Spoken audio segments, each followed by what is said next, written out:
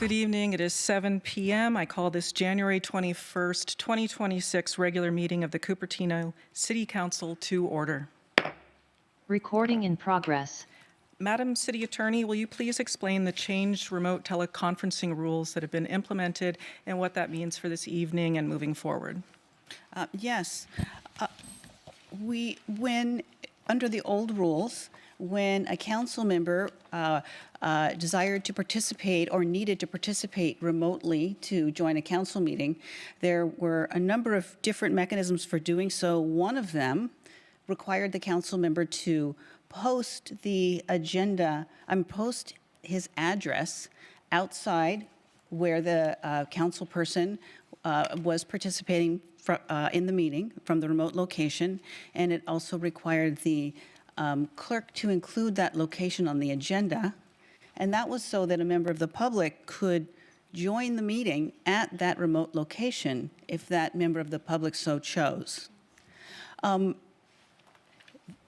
that scenario, if the council member's connection is interrupted for any reason, then any individual member of the public who happened to be at that location wishing to participate in public comment would be unable to do so. And so under our old agendized rules, we would have to shut down the whole meeting because this political body, like all municipalities, depend highly on the public participation. It's a very important part of the democratic process, and if that's interrupted, then we have an issue. And so in the past, we have closed down meetings when that occurred. A way to allow us to move forward with our meetings, which is also very important, that the council do the city's business, we've identified a new solution, which is when a council member is participating remotely and is posting their agenda, if an individual of the public plans to show up at their location so that they can address the council via that remote connection, they have to let the clerk know on the day of the meeting by noon. It's similar to when you want to speak here in Community Hall, you fill out a speaker card. Or if you want to participate via Zoom, you raise your hand on Zoom. This is just another mechanism for informing the city council and the clerk that this member of the public wishes to speak during the meeting. And if the clerk receives that information, then the clerk will know a member of the public wants to participate from that location. And if it turns out that that location is interrupted, then the city might have to close down its meeting when that happens. But it's highly unlikely that that would happen because we find that very few people actually participate in meetings from the remote locations. They most come to Community Hall or interface via Zoom. And so we have included the new rules in the agenda packet to inform the public that if they want to participate from a remote location when one is agendized, they need to inform the city by noon. And that should allow us, for the most part, to be able to continue our meetings even when the council person who's participating remotely's connection fails and they're unable to participate. And in that situation, just like if the council member were here in Community Hall and had to leave for some reason, the meeting would still go on. You would just have one less council member. And it's sort of similar how we are tonight. Tonight, Councilmember Wong is not with us because he's quite ill. And so we will move forward with the meeting without his participation with the 4 council members who are present. So I hope that makes sense. Thank you. Okay, thank you, Madam City Attorney. If you are able to, please rise for the Pledge of Allegiance. I pledge allegiance to the flag of the United States of America and to the republic for which it stands, one nation, under God, indivisible, with liberty and justice for all. Thank you. Madam City Clerk, will you please call the roll? Councilmember Furin, Here. Councilmember Mohan, Here. Vice Mayor Chow, Here. Mayor Moore, Here. and for the record, Councilmember Wong is absent. All right, thank you. Next is the closed session report. Madam City Attorney, do we have any closed session reports? We did conduct a closed session and the matter was heard, but there's no reportable action taken. All right, thank you. Next, we have ceremonial items. The subject is a presentation from Homestead High School Future Business Leaders of America, FBLA, regarding sustainable fashion and community upcycling initiatives. Welcome to our FBLA students. From Homestead High School Future Business Leaders of America, Officers Adve Renade and Muhan Yang will give a presentation on sustainable fashion and community upcycling initiatives and receive certificates of commendation. Welcome. Thank you so much for welcoming us here. Thank you. Get started. All right, good evening, Cupertino City Council. My name is Adve Ranade. And my name is Muhan Yang. We are from Homestead High School's Future Business Leaders of America Club, and we are the co-chairs of the Community Service Project for the 25-26 school year. Fast fashion has become a normal part of how we consume clothing, but its impact is anything but normal. In fact, fast fashion is a major contributor of textile waste in landfills, environmental pollution, and unsustainable consumer habits. Large amounts of clothing are discarded every year, not because they're unusable, but because of overproduction and unsold retail leftovers.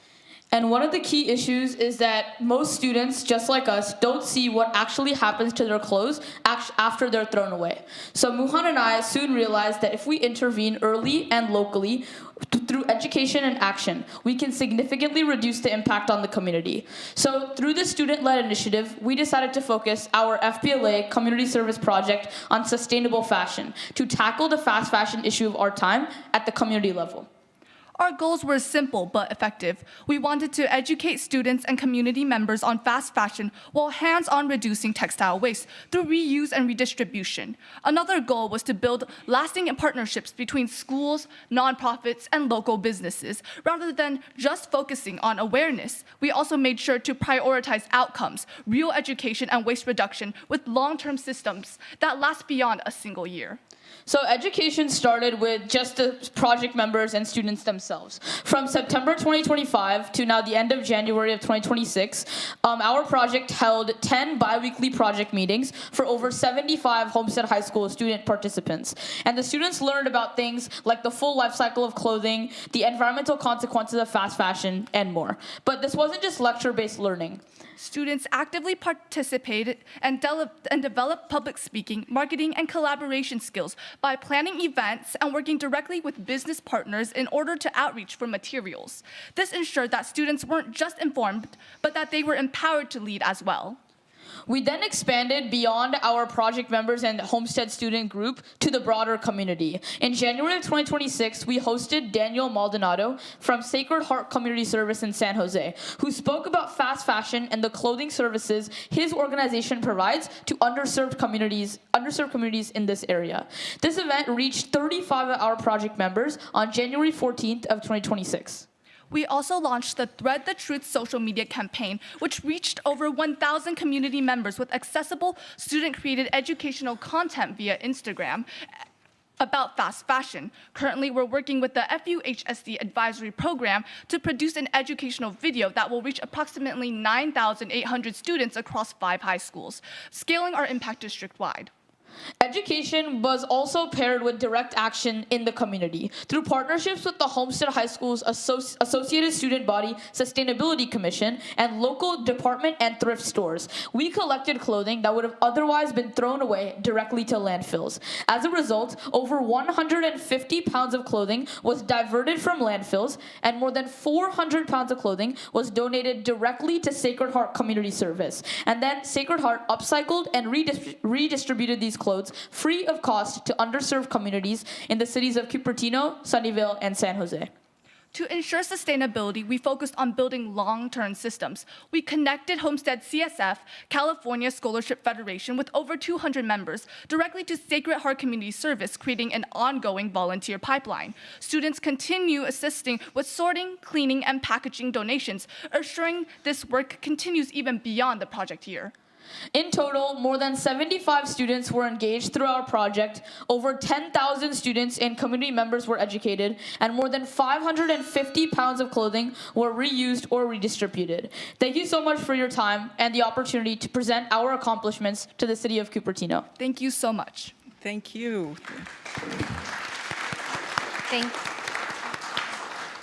Thank you. Thank you so much for the presentation and the diversion of waste. There are a number of elected officials, which you might not know, that are in the area who find excellent gently used items at thrift shops, and both giving a second life to used clothes and reducing our costs. Thank you for your work on clothing impacts on the environment, and kudos to presenting to a completely full house tonight with great poise. You did a wonderful job. So great work, and we're going to come out and have a photo with you. Thank you. Thank you so much.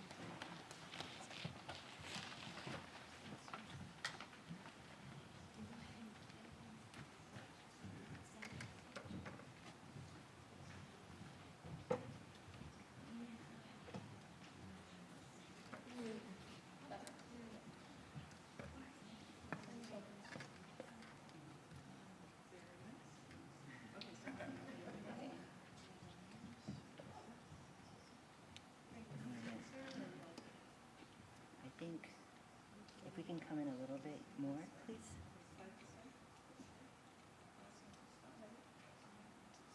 Okay, that looks great. Okay. 1, 2, 3. Take another one. And I'm going to turn this off and do some photo pictures. Okay, 3, 2, 1. And 3, 2. Hi, thank you so much. Thank you.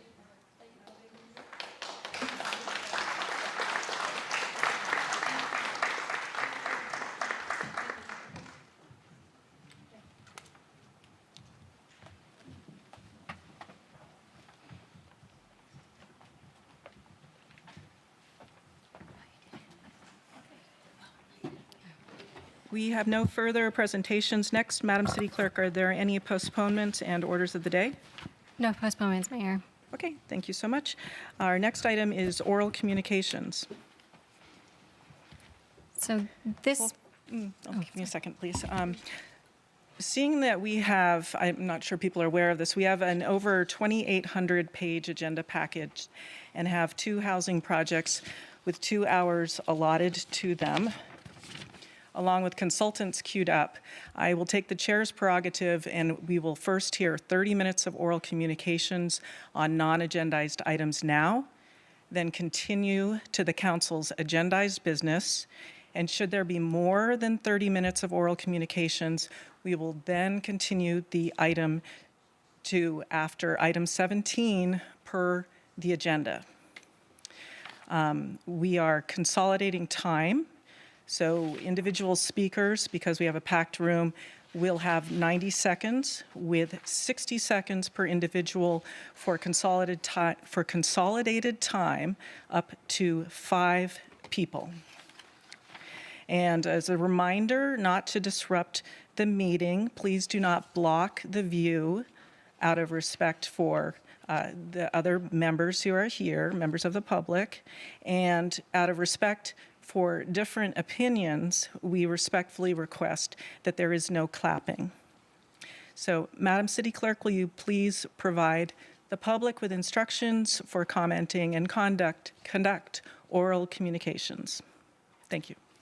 yes, this portion of the meeting is reserved for persons wishing to address the council on any matter within the jurisdiction of the council and not on the agenda for discussion. The total time for oral communications will ordinarily be limited to 1 hour. Individual speakers are limited tonight, per the mayor, to 90 seconds.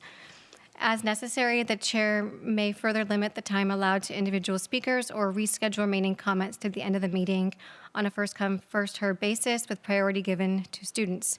In most cases, state law will prohibit the council from discussing or making any decisions with respect to a matter not listed on the agenda. A council member may, however, briefly respond to statements made or questions posed by speakers. A council member may also ask a question for clarification, provide a reference for factual information, request staff to report back concerning a matter, or request that an item be added to a future city council agenda in response to public comments. Mayor, at this time, I am seeing 22 requests to speak under oral communications, along with 3 groups, totaling about 38 minutes. And at this time, I am seeing 2 requests to speak virtually in addition to that. All right. Because some individuals may continue to bring up speaker cards as this item continues, for now, we are going to stick with the 30 minutes at this time and then have the second tranche of speakers right after item 17.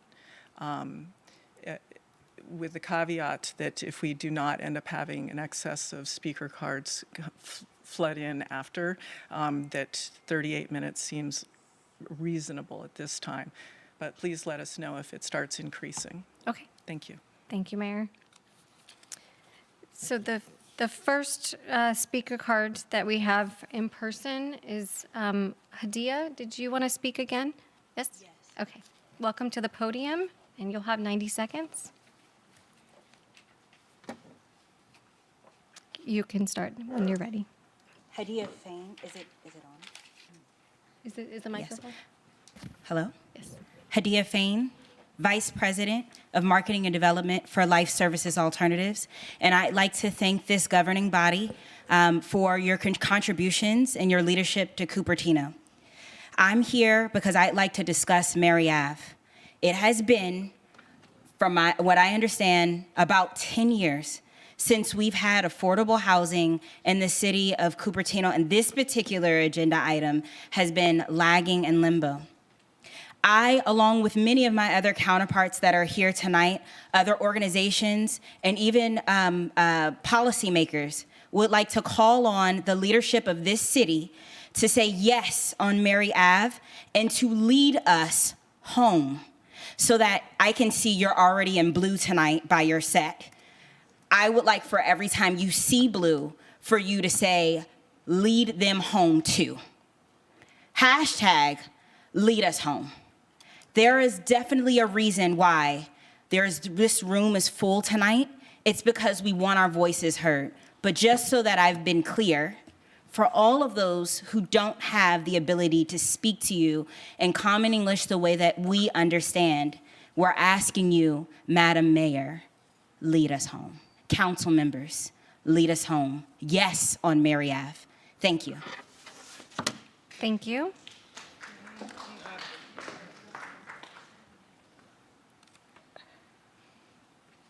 Thank you, Mayor. I'm going to call the first group up. Jennifer Castillo, Doug, and Eileen. Welcome to the podium. As the group, you'll have 3 minutes this evening.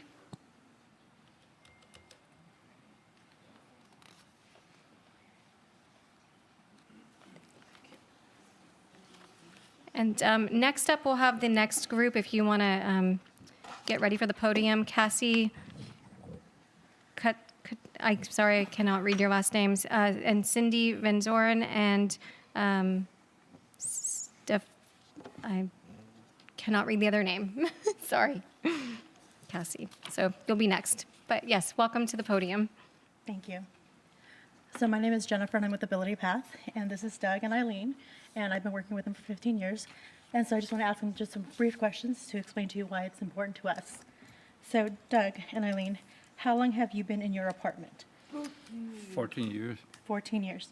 Now, do you have a son? Yes. How old is your son now? 18. Okay, so you moved in when he was about 5? Yes. 4 or 5 around there. Okay, and you've been living in affordable housing the whole time? Yes, correct. Okay, and where is he at now? Well, as of right now, he's home. Okay. But he's going to school like for the answer. He's at De Anza now, so he's a college student now. Okay, so what has it meant to both of you to live in affordable housing and raise your family? I'm happy to raise my hand to be helpful with me, taking care of me, and um. I'm sorry. Yeah. Is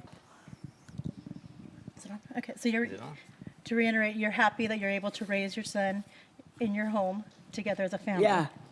Okay. Anything you want to say, Doug? Yeah, and also showing him how to be independent too. Okay. So, and you think that that wouldn't have been able to happen if you guys didn't have your housing together? Probably not. Okay. So then do we want that to happen for those in Cupertino? Yeah. Correct, yes. Okay. I think we're done. Thank you. Thank you. Next up, we have the next group, Cassie and Cindy. Welcome. Thank you. Come on over here, Cindy. Thank you. So this is, I want to introduce Cindy and I want to introduce Sepide.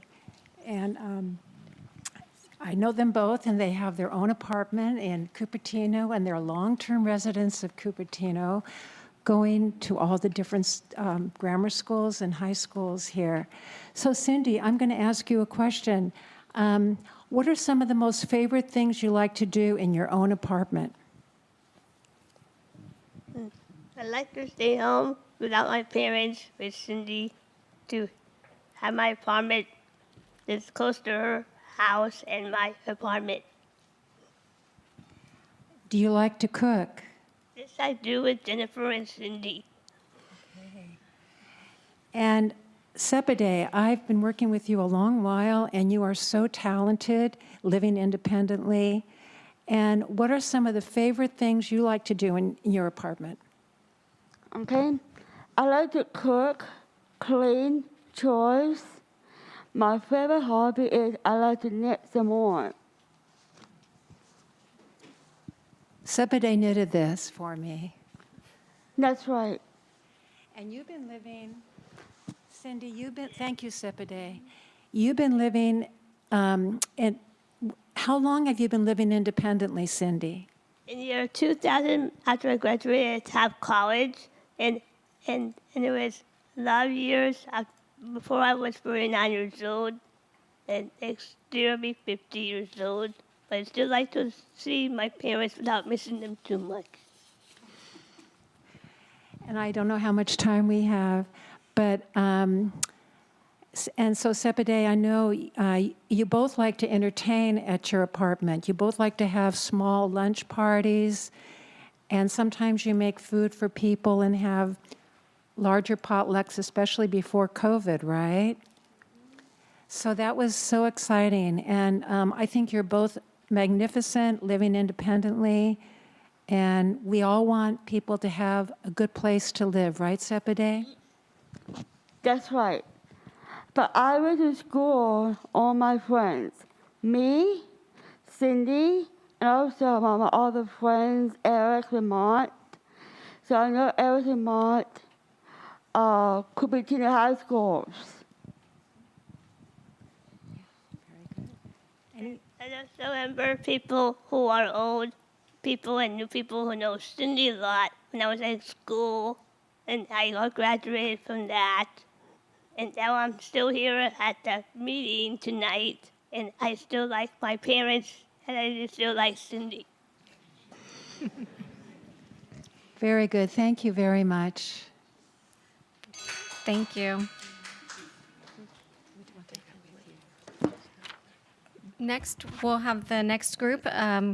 You're welcome to come to the podium. Maddie Forte Goldman, Eric Rummans, and Philip Ma. Welcome. Hello, my name is Maddie Forte, and I'm going to introduce my first client, Eric Ramans. Eric lives in the area. He graduated Cupertino High School in class of 91. Eric, where do you live on your own? I live in Sunnyvale, California. What's the name of your complex? 267 West California. Stony Pines, right? Villa. Why do you like living on your own? Independent. Why is it important for you to live in the area? My family, support, and friends and family. And what are some things I help you with? I'm helping at the Palo Alto Government Garden, and also I like to move. I like to move things. I like to move. I like to move on. All right, thank you so much, Eric. Next up, I'm going to talk to Philip. Philip is another one of my clients. He lives in the Cupertino area. He is an artist, art teacher, and has aspirations of living on his own. Philip, why do you want to live on your own someday? Because I want to have my own apartment, but not the house yet. Why is it important for you to stay near Cupertino? Because I have my parents is there. And what kind of things do I help you do? Do some independent learning, living skills. Yeah. Perfect. Thanks you so much, Philip. And my last client I have to speak with you tonight is Ann Berry.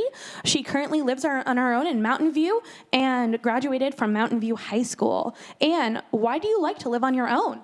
Because of having my own space and I don't have to share with anyone. Don't you decorate it? Decorate it, yeah. What color is it all decorated? Pink. And why do you like to stay in Mountain View? Because they're my parents. How do I help you at your apartment?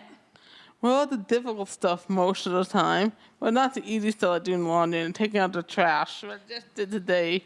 What kind of place do you live at, Ann? 1585 Studios. And one last question for you, Ann. What's the really exciting thing that you're getting at your apartment? A cat. So as you can see, my clients are very happy living on their own, and they take so much joy in being independent. Thank you so much. Thank you.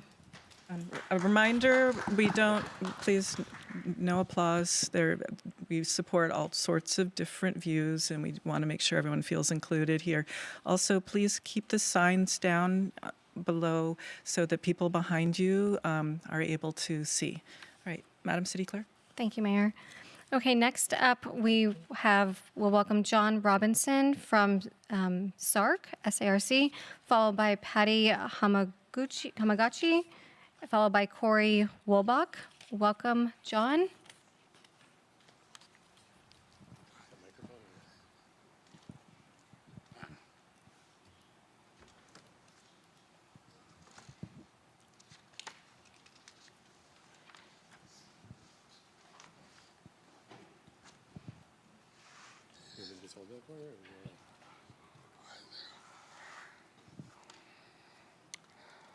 Thank you for giving this opportunity to speak to council.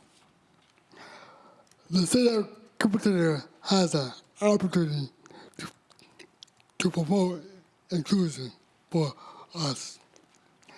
Mary, who out of the village, will give some independence, as you can see right there, to the disability community. For promoting diversity in your neighborhoods. The council can help promote independence and self-efficacy for the people with disabilities in your community. I'm asking the council to support affordable housing project. I said yes on the affordable housing project. Thank you for this opportunity. Thank you, John. Next up, we have Patty Hamaguchi, followed by item 15. Oh, thank you for the clarification. Sorry about that. Next up, we have Corey Wolbach, followed by Jennifer Sheeran, followed by Gia Pham and Janet Van Zoren. Welcome, Corey.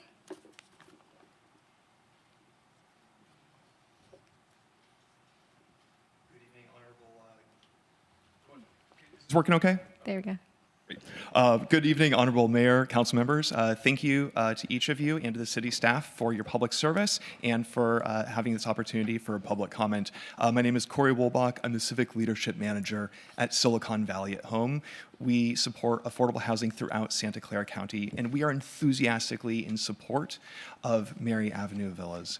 We think this is a great opportunity for people in Cupertino and for the community to make sure there are affordable homes, especially for people who really need them and the opportunity would have for them to live independently here and remain part of our community.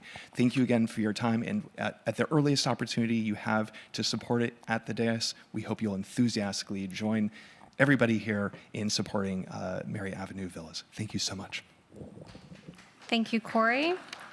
Next up is Jennifer Sheeran, followed by GFM, or Janet Van Zoren and Connie Cunningham. Hi, good evening, Mayor Moore, for the first time, and council members. I'm here on behalf of all the walkers and cyclists in our city, which number very many, including Walk White Cupertino, which now has over 2,700 members. We're here in support of the Mary Avenue project, and that's because it adds a sidewalk as well as protects the bike lanes that we've all have enjoyed along Mary Avenue, the protected bike lanes for our residents and for people who come to work and shop here in our city. So I ask you that you continue moving this project forward, and thank you for considering. Thank you, Jennifer.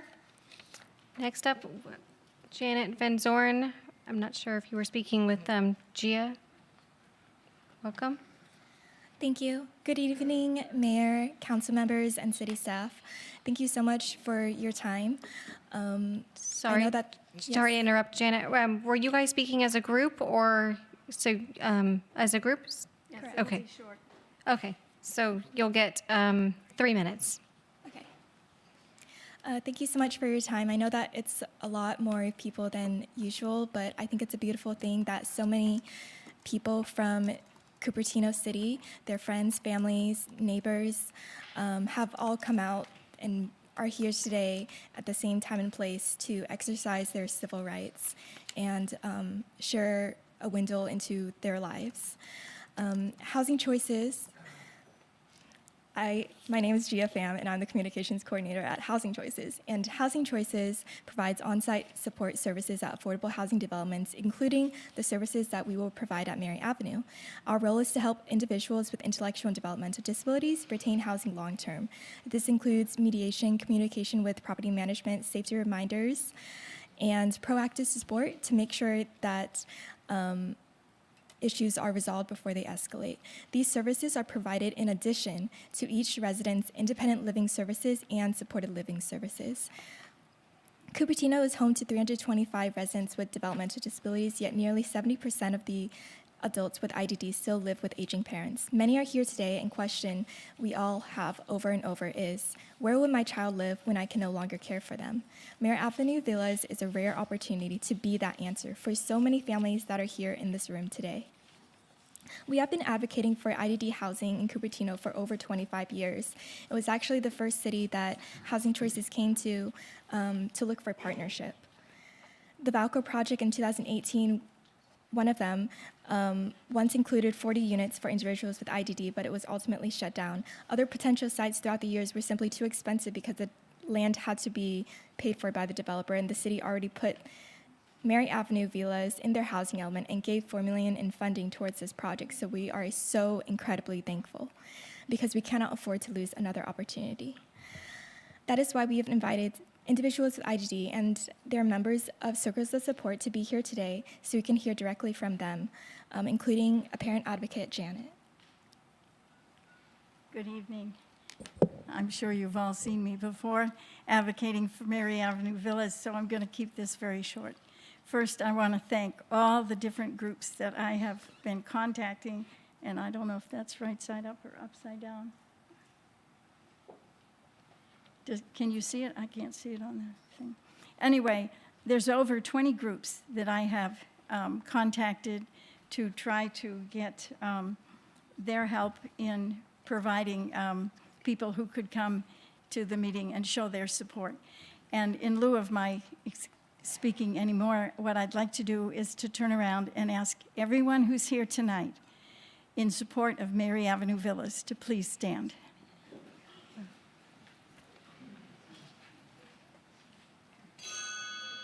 This is indeed a community-wide project. Thank you. Thank you, Gia and Janet. Next up, we have Connie Cunningham, followed by Allison Gray, followed by Cynthia Naylor. Welcome, Connie. Good evening, Honorable Mayor, Honorable Vice Mayor, and council members. My name is Connie Cunningham. I am Chair of the Housing Commission, speaking for myself only in support of Mary Avenue Villa project. Mayor Scharf made this a council priority in 2019. I thank all the councils since then who have moved it forward during many approval steps, including the housing element. The Housing Commission recommended funds over $3 million in March of 2025 last year. When that recommendation reached the council added over $1 million funds. Thank you for moving it forward on December the 12th. I support the project and urge a yes vote when it next comes to council. Thank you all for your time this evening. Thank you, Connie. Next up, we have Allison Gray, followed by Cynthia Naylor, followed by Dolly Sandoval. Welcome, Allison. Thank you. My name is Allison Gray, and I'm here representing the College of Adaptive Arts. We wholeheartedly support the Mary Avenue Villas project, and I implore you to vote yes, support our community, and please lead us home. Thank you. Thank you, Allison. Next up, we have Cynthia Naylor, followed by Dolly Sandoval, followed by Hadia Fan. Would you? No? Okay. Followed by Jennifer Sheeran. She already spoke. Okay, followed by John Robinson. Welcome, Cynthia. Yes, I'm Cynthia Naylor. I'm here tonight as a parent advocate, I guess I would say. And just to tell a personal story. Number one, I learned about this housing project a while ago. I thought, let me put my name in at least on like a waiting list or something for my son because he'll be ready in 2027, I guess, which was the original move-in dates that were. And lo and behold, found out it actually doesn't have final approval. And I was sort of shocked about that, to be perfectly honest. I thought it was a done deal. We are Cupertino residents, obviously. My son was born here, grew up entirely through all the school districts for Cupertino, all the way up until he was actually in the Fremont Union High School District's post-secondary program, which is all about learning independent skills, how to navigate life after they're out of all these special education programs. He does want to live independently, probably in the near future. And like I said, we live here. He actually is still taking classes at De Anza College. He just got his very first paying job, which is at the Trader Joe's right on Homestead Avenue. And we live right along Foothill Boulevard. So I'm sorry to speak so personally, but in this case, it's the absolute perfect location from him. It's in the community he already knows, he's lived in his whole life, and is comfortable living in for a person with autism. Thank you, Cynthia. That is your time. Next up, we have Dolly Sandoval. I have a second speaker card for John Robinson, but he's already spoken. And followed by Marcia Elmer, followed by Per Maresca. Welcome, Dolly. Thank you. Thank you, Madam Mayor and council members. Many of us here, including those of you who serve in a position of leadership, work every day to improve the community where we all live, work, and play. Our shared responsibility is to ensure that public policy and infrastructure serves the needs of the entire community. Whether we are building a library, a park, a fire station, or an emergency operations center, success depends on thoughtful, inclusive design. In education policy, we learned that students with disabilities thrived in the least restrictive environments.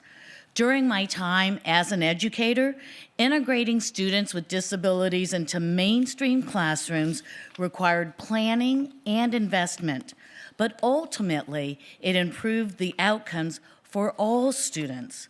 That shift was evidence-based and successful. Housing policy should follow the same approach. Modern disability policy no longer supports institutionalization nor isolation for individuals with intellectual and developmental disabilities. Best practices support community-based housing that offers dignity, stability, and appropriate services. Thank you for your time this evening. Thank you, Dolly. Next up is Marcia Elmer, followed by Per Maresca, followed by Shira Leader. Welcome, Marcia. Good evening, City Council members. I'm here to support the Mary Avenue Villa project. My name is Marcia Elmer. I'm a 30-plus year resident of Cupertino, a Rotary member, and also a parent of a daughter with developmental and intellectual disabilities. She's an adult and does not live in the Bay Area as it's too expensive here, and this housing will very much help people who are in her situation and want to live independently. So please support this very worthwhile project. Thank you. Thank you, Marcia. Next up, we have Per Maresca, followed by Shira Leader, followed by Stephen Kwan. Welcome. Good evening, members of the City Council. My name is Per Maresca. I'm a client of the San Andreas Regional Center, Ability Path, and Housing Choices. I'm here to advocate for the housing proposed for Mary Avenue. As a person with an intellectual and developmental disability, I was lucky to move into a studio apartment in Mountain View in 2015. The City of Mountain View First Community Housing and Housing Choices gave me the opportunity to begin living independently. This is a huge step in life, especially for people like myself. On behalf of the 19 people with intellectual or developmental disabilities who we hope will be able to make a home in the Mary Avenue Villas, I ask you to support that development in every way. Thank you guys so much. Thank you, Per. Next up, we have Shira Leader, followed by Stephen Kwan, followed by Akash Day. I apologize for any mispronunciations.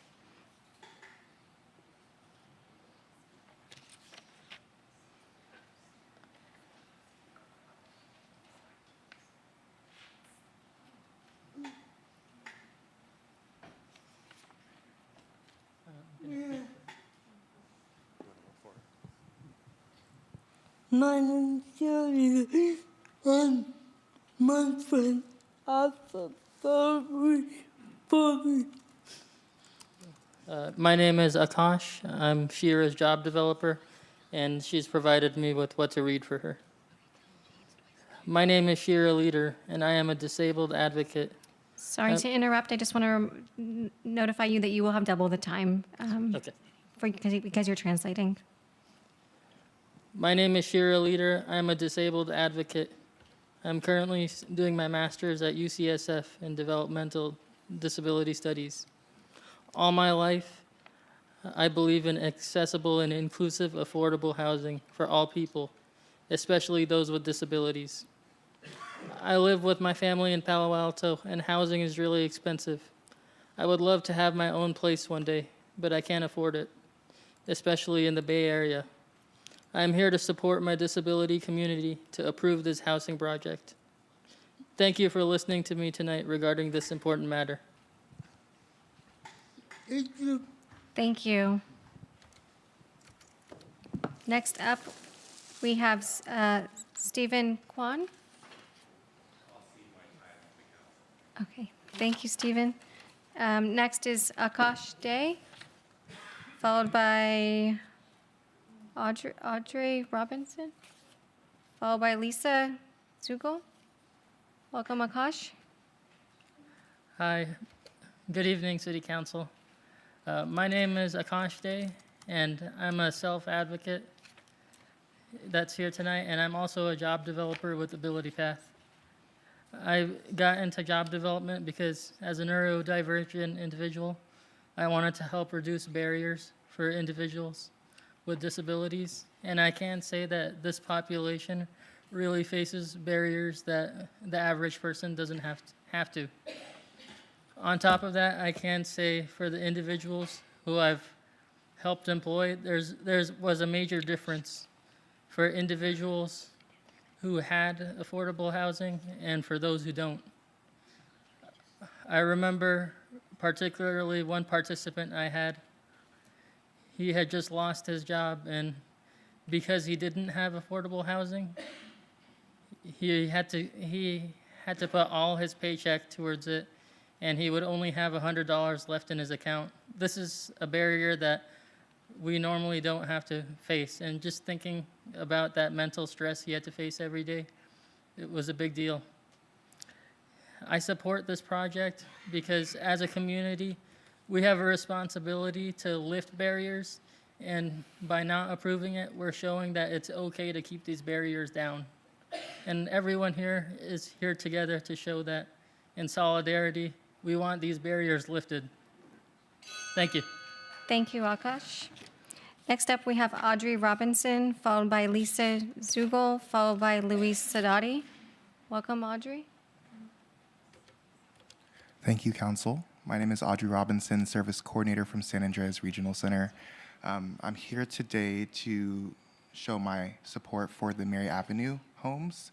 As a service coordinator, part of our job is to provide services and locate housing opportunities for our clients. We work closely with Housing Choices Coalition, which is also here as well. And a big barrier is finding affordable housing, and it can take months to years, right, to even get someone placed there, let alone our clients who have disabilities. And so with the opening of these properties and having that affordable housing, it does give further opportunities for them to integrate, which is the ultimate goal. As you can see, there's a lot of families, parents that have children, brothers, sisters who have disabilities, and a lot of the time they do get isolated, which is unfair because based off of the current conversations that we've seen so far, they are just like us. So I just want to once again reiterate my approval for Mary Avenue properties. Thank you, Audrey. Next up, we have, Mayor, we have just reached our 30 minutes, but we have 2 more requests to speak in person and 2 virtually. Okay, so what's the total time for this? 6 minutes? We'll continue. Okay, thank you. Welcome, Lisa. Thank you so much. Good evening, Mayor, Vice Mayor, and council members.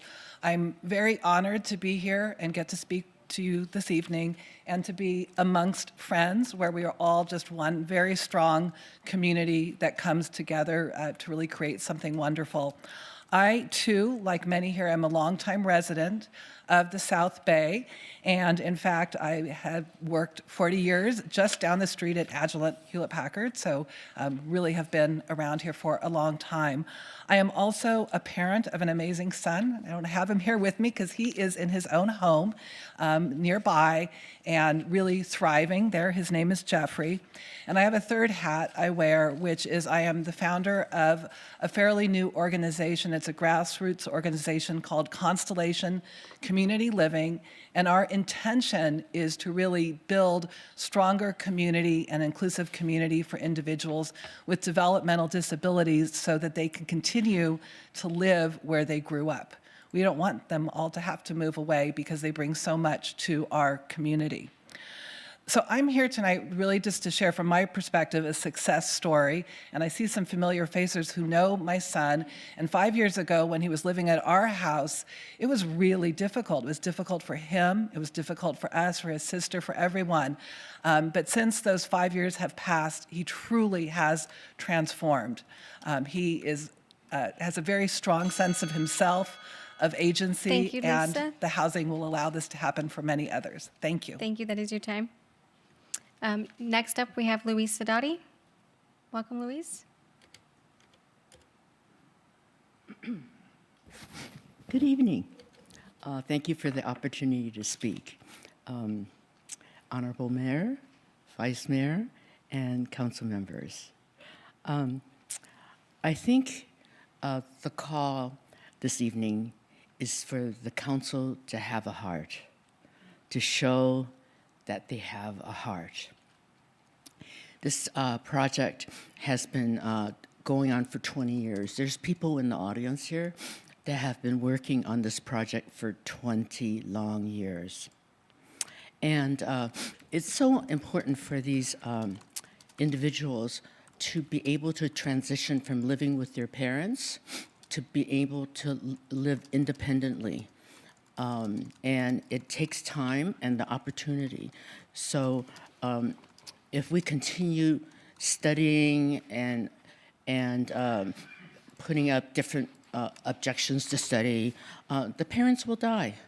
And the kids, you don't want them institutionalized. You want them to have an opportunity to transition first to living independently while their parents are still alive, to help them with the process. I'm asking the council to please expedite this process, not study it further, not take on more objections. It's been 20 years. Thank you, Luis. Next, we'll go to our request to speak virtually. We have 2 hands raised.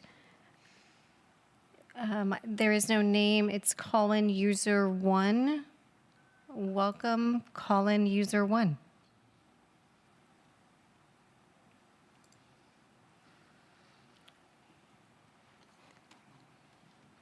Hello, everybody.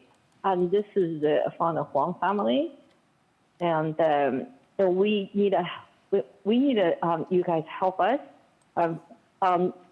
December 36th, 2021, when family went back to the place, our property and the belonging taken away without notice. So we want you guys help us to do that, and it's been a long time. So no matter the flaws deserve to be, no one, no matter their flaws, deserve to be forgotten in the system and lost in the endless procedures, enduring punishment far beyond what justice requires. We are hardworking and straight, and never ask for holding accommodation. So, and this we need an effective, high priority, and this matter resolved ASAP. Thank you. Thank you. Next, we have Neil Park McClintock. Welcome, Neil.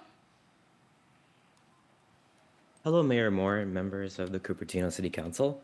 My name is Neil, and I'm from Cupertino. I went through every level of school in Cupertino, lived in Cupertino, and also worked several jobs in the city as well.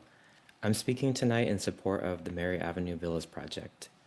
First, I just wanted to say it's such a beautiful display of community in the room tonight.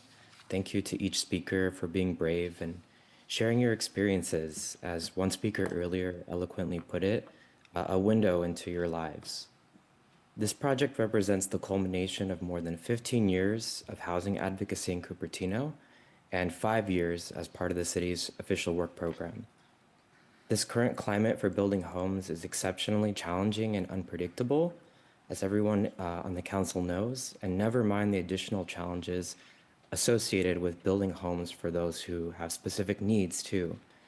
And so as a city council and as a community, we should be striving to make it easier to provide much needed homes, regardless of anyone's background or ability. Please support the Mary Avenue Villas project when it comes to a vote. Thank you very much. Thank you, Neil. Mayor, that concludes the request to speak under oral communications this evening. Thank you, Madam City Clerk. It may be that some members of the public are not interested in hearing the rest of the agenda. I think I think it might be appropriate if we take a 5-minute break, and we'll be back at 7:59. Thank you.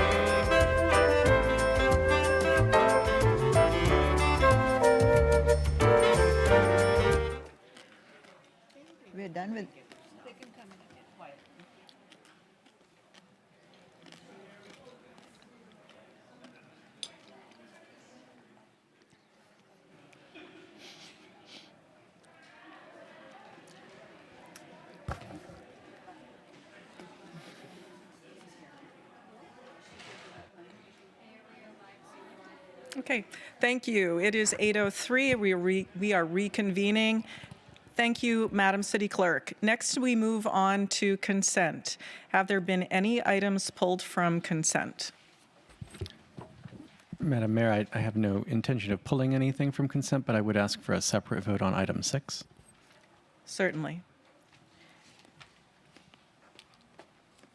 Hearing that we have no request to remove any items from consent, Madam City Clerk, are there any public comments for the consent calendar? Mayor, I'm not seeing any requests to speak in person at Community Hall, but I am seeing one hand raised virtually for Eleni All right. Mathakis. Apologies. Welcome, Eleni. Oh, hi. I'm Eleni. I lived in Cupertino all my life. Is there still, can we still vote on the Mary Avenue, the apartments that are going to get built? Pardon, no, this is regarding the consent calendar. Our oral communications has already concluded. However, this item, the Mary Avenue item, will be returning to us on It's currently slated for February 3rd. February 3rd. Okay. So you can speak then on the item. So we're looking for comments on the public comments regarding the consent calendar, items 3 through 14. So no further comments? No further comments, Mayor. Okay, thank you. Do I have a motion to move the consent calendar items 3 through 14 without item 6? So moved. Do I have a second? I'll second. Okay, Madam City Clerk, will you please conduct a roll call vote? Or this will be with your lights. I'd like to make a short comment. Okay, please. On item 7, thank you for the deputy city manager duties. So thank you, city manager, for expanding that and consolidating with the assistant city manager position. I think that's a good decision, and congratulations to Kirsten. Yeah. Nicely said, Vice Mayor. So we now vote with our lights.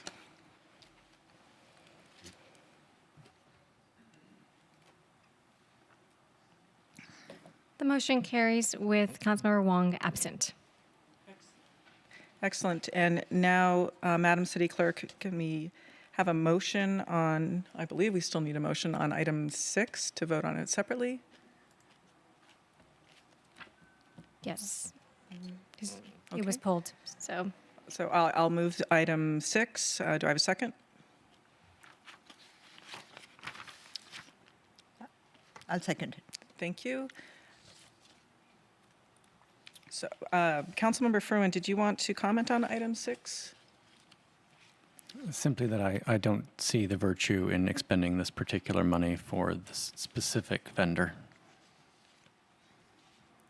Okay. Vice Mayor? I have, so the $45,000 contract is for the 1-year extension. It's not, the whole amount is for the early, it include the earlier years. Just want to clarify that. That is correct. Yeah. Right. Thank you. So, Madam City Clerk, do you instruct us to vote with our lights or? Okay. Yes, So if you. Mayor. Yes. So the city manager will be looking into other options this year. Yes, so if I can provide clarification on this item, we're just extending the existing lobbyist contract, so we can do an RFP later this year, and wanted to bring forward the eligibility criteria for council to be aware of, because this is one of the contracts that council actually, should have some say in that, because the lobbyist works directly with council and staff. So this is just extending it for a few months so we can do the RFP later in the year. Okay. We have a motion and a second on the table. You guys are welcome to vote with your lights.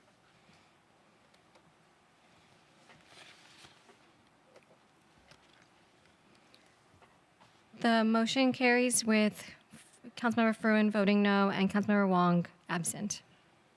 All right, thank you. Next, we move on to public hearings, and we will begin with item 15. The subject is consideration of a new residential development of 57 townhomes.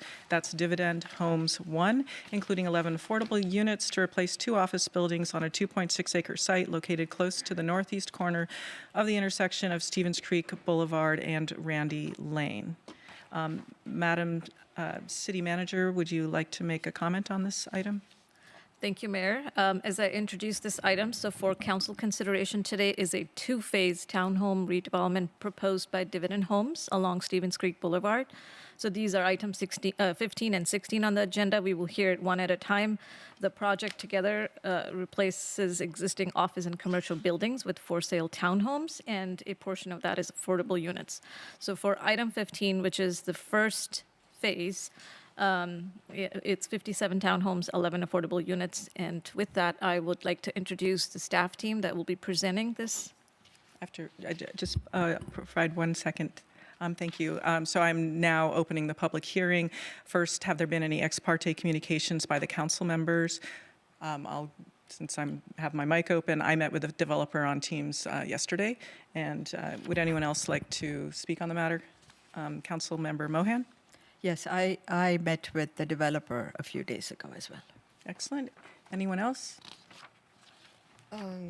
I'm so sorry, Mel, for a meeting. I usually do meet with everyone. So I'm sorry about that. And Councilmember Fruin? Okay. Thank you very much. Madam City Manager? Thank you. Yes, that was my introduction of the item, and I will turn it over to John Martier, Senior Planner, and Luke Connolly, Assistant Director of Community Development, for the presentation. Thank you. Thank you, Tina. Good evening, Mayor, Vice Mayor, and the Council, and the Cupertino Public at Large. John Martier, Senior Planner, Community Development Department. I'm here to speak briefly on not just this item, but also the next item as well.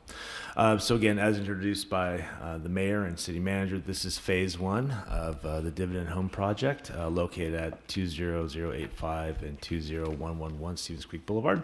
And again, the phases just indicate when the application came in, not necessarily when the project will be built. Just want to make that clarification. Thank you. Okay, and so as described, this is 57 townhome development on approximately 2.6 acre site, located close to the northeast corner of the intersection of Stevens Creek Boulevard and Randy Lane. Of those 57 townhomes, 11 will be affordable. As you can see right here is a satellite view of the project site that we're discussing, with the phase 2 portion identified to the east of the project site. Again, the 2.65 acre site spans across 2 adjacent parcels. On the 20111 Stevens Creek site, you have a 26,000 square foot office building with a daycare center, and on the 20085 site, you have a 13,000 square foot office building. And both sites are within the heart of the city specific plan. A little bit of background onto the zoning of this. 20111 Stevens Creek Boulevard was part of the, was zoned in July 2024 as a housing element site. So R4, while the 20085 is within the heart of the city specific plan with 25 dwelling units an acre. With the housing element site, the R4 is between 50 and 65 dwelling units an acre. The applicant did submit a SB 330 application June 2024, locking the lower density for both sites at 25 dwelling units an acre, as well as any other objective standards that come with that. And by December 19th, 2024, development application was submitted to the city. So of the, again, of the 57 townhomes projected on the site, 11 will be BMR, 6 with median income, which is 100 to 120% AMI, average median income for Santa Clara County, and 5 moderate, which is about 80 to 100% AMI. And what you see to there on your right is a conceptual site plan. The resulting density is actually below the 25 for the heart of the city at 21.5 dwelling units an acre. The 57 townhome units will be condominiums within 10 three-story buildings ranging from anywhere from 2,136 to 2,656 square feet, and that square footage is inclusive of garage space. And this project has more than 5 net new units, it does qualify for density bonus. So the applicant is asking for numerous waivers as well as a single concession. The first is building bulk, So there's what's required is a 1-to-1 slope line along Stevens Creek Boulevard, which those front buildings would interfere with. 6 of the buildings would go above the 45-foot height limit. The front setback is required to be 35 feet from the curb line, and they're proposing 26 feet. And again, the side rear setbacks are reduced as indicated on the slide, as well as the building form that's required to be terraced if adjacent to single-family neighborhoods. Lot coverage is required to be 40%, proposed is 41.2. As well as a parking stall size, which is slightly smaller within the shared parking ratio, shared parking spaces, as well as allowing for tandem spaces within certain townhomes. As at the time of the submission of the SB 330, the tandem spaces, the townhomes were required not to have tandem spaces, so tandem spaces are an exception to the waiver. I'm sorry, to the building standards. And common open space, none are proposed, although 8,550 would be required outside of the setbacks. The one concession is at the elimination of the retail requirement. Parking reduction. As you can see, density bonus law allows for a parking reduction by right. And so what we have over here is a requirement for 103 spaces. And what the applicant is providing is 2 enclosed spaces per unit plus 12 additional spaces that are unenclosed, or 126 spaces. So they're providing 23 more spaces than what would normally be required for a development like this. Here is the design of the photo rendering of the design along Stevens Creek Boulevard. I will let the applicant go further into the design of the project as well as the overall programming. The Planning Commission heard this item on December 9th of last year. They recommended the council approve the proposed project on a 4-1 vote. One modification to the application was that they would reduce the 4 units that are abutting the Wheaton Drive to 2 floors, while also considering including hedges along the back and considering additional trellising on the fences along the back wall for added privacy. The environmental review. This will be the first project that comes before the council that's using Assembly Bill 130, which was signed into law on June 30th, 2025, and codified around that time as well. And what this law does is exempt the project, a qualifying housing development project from secret review, creating a new statutory exemption. We do have Placeworks, who is our consultant on this, that they're online right now, and they can probably walk you through what AB 130 is in terms of the timelines and how this project qualifies for this statutory exemption. The proposed project does meet the criteria of the statutory exemption, and one of the actions that the council will have to make is that this does qualify for it as well. And the project is also conditioned to comply with the environmental standards as adopted by the city pursuant to Chapter 1704 of the Municipal Code.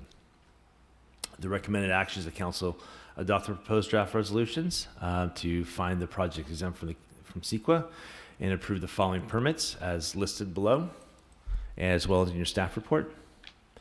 And the next step is the City Council decision will be final unless a request for reconsideration petition is filed in compliance with the Municipal Code 2.08.096 within 10 days of the decision. If the project is approved, the applicant may apply for building permits at that time. And that concludes my presentation. Thank you, John. Now we will have council clarifying questions, and just so that we know what the process is like. After that, we will have an up to 8-minute presentation from the applicant, and then we'll have another opportunity for council clarifying questions to staff or the applicant at that time. So do I have any council clarifying questions? Vice Mayor. So just to clarify, in the recommended action, does that include the Planning Commission's recommendation to reduce the height of the 4 units abutting Wayton Drive, and including hedge, and consider additional trellis on the fence for the adjoining single-family homes? That's correct. Yes, the Planning Commission's recommendation is what staff brought to the It's council. already included in the... Correct. And it's actually included as a condition of approval in the architectural site approval resolution. Okay, great. Thank you for accommodating that. Yeah. Councilmember Fruin? Just wanted to walk through a little bit of what the alternatives look like here. In the staff report, you note that the permissible maximum density was up to 25 dwelling units per acre, but that's really only an artifact of the past and is available to this applicant by virtue of having brought an application while that was still the zoning, correct? Yes, they submitted an SB 330 during that time. Right, which locked in those standards at the time. That's correct. Okay, so were someone to come to you now with an application, including this applicant, they'd be bound by the current zoning on the site, which is a minimum density of 50 dwelling units per acre, yes? For the western parcel, that's Yes. Okay, all right. Very good. I just wanted to make sure that was clear. Page, I believe it's 2 of the staff report covers that topic. Thank you. Vice Mayor?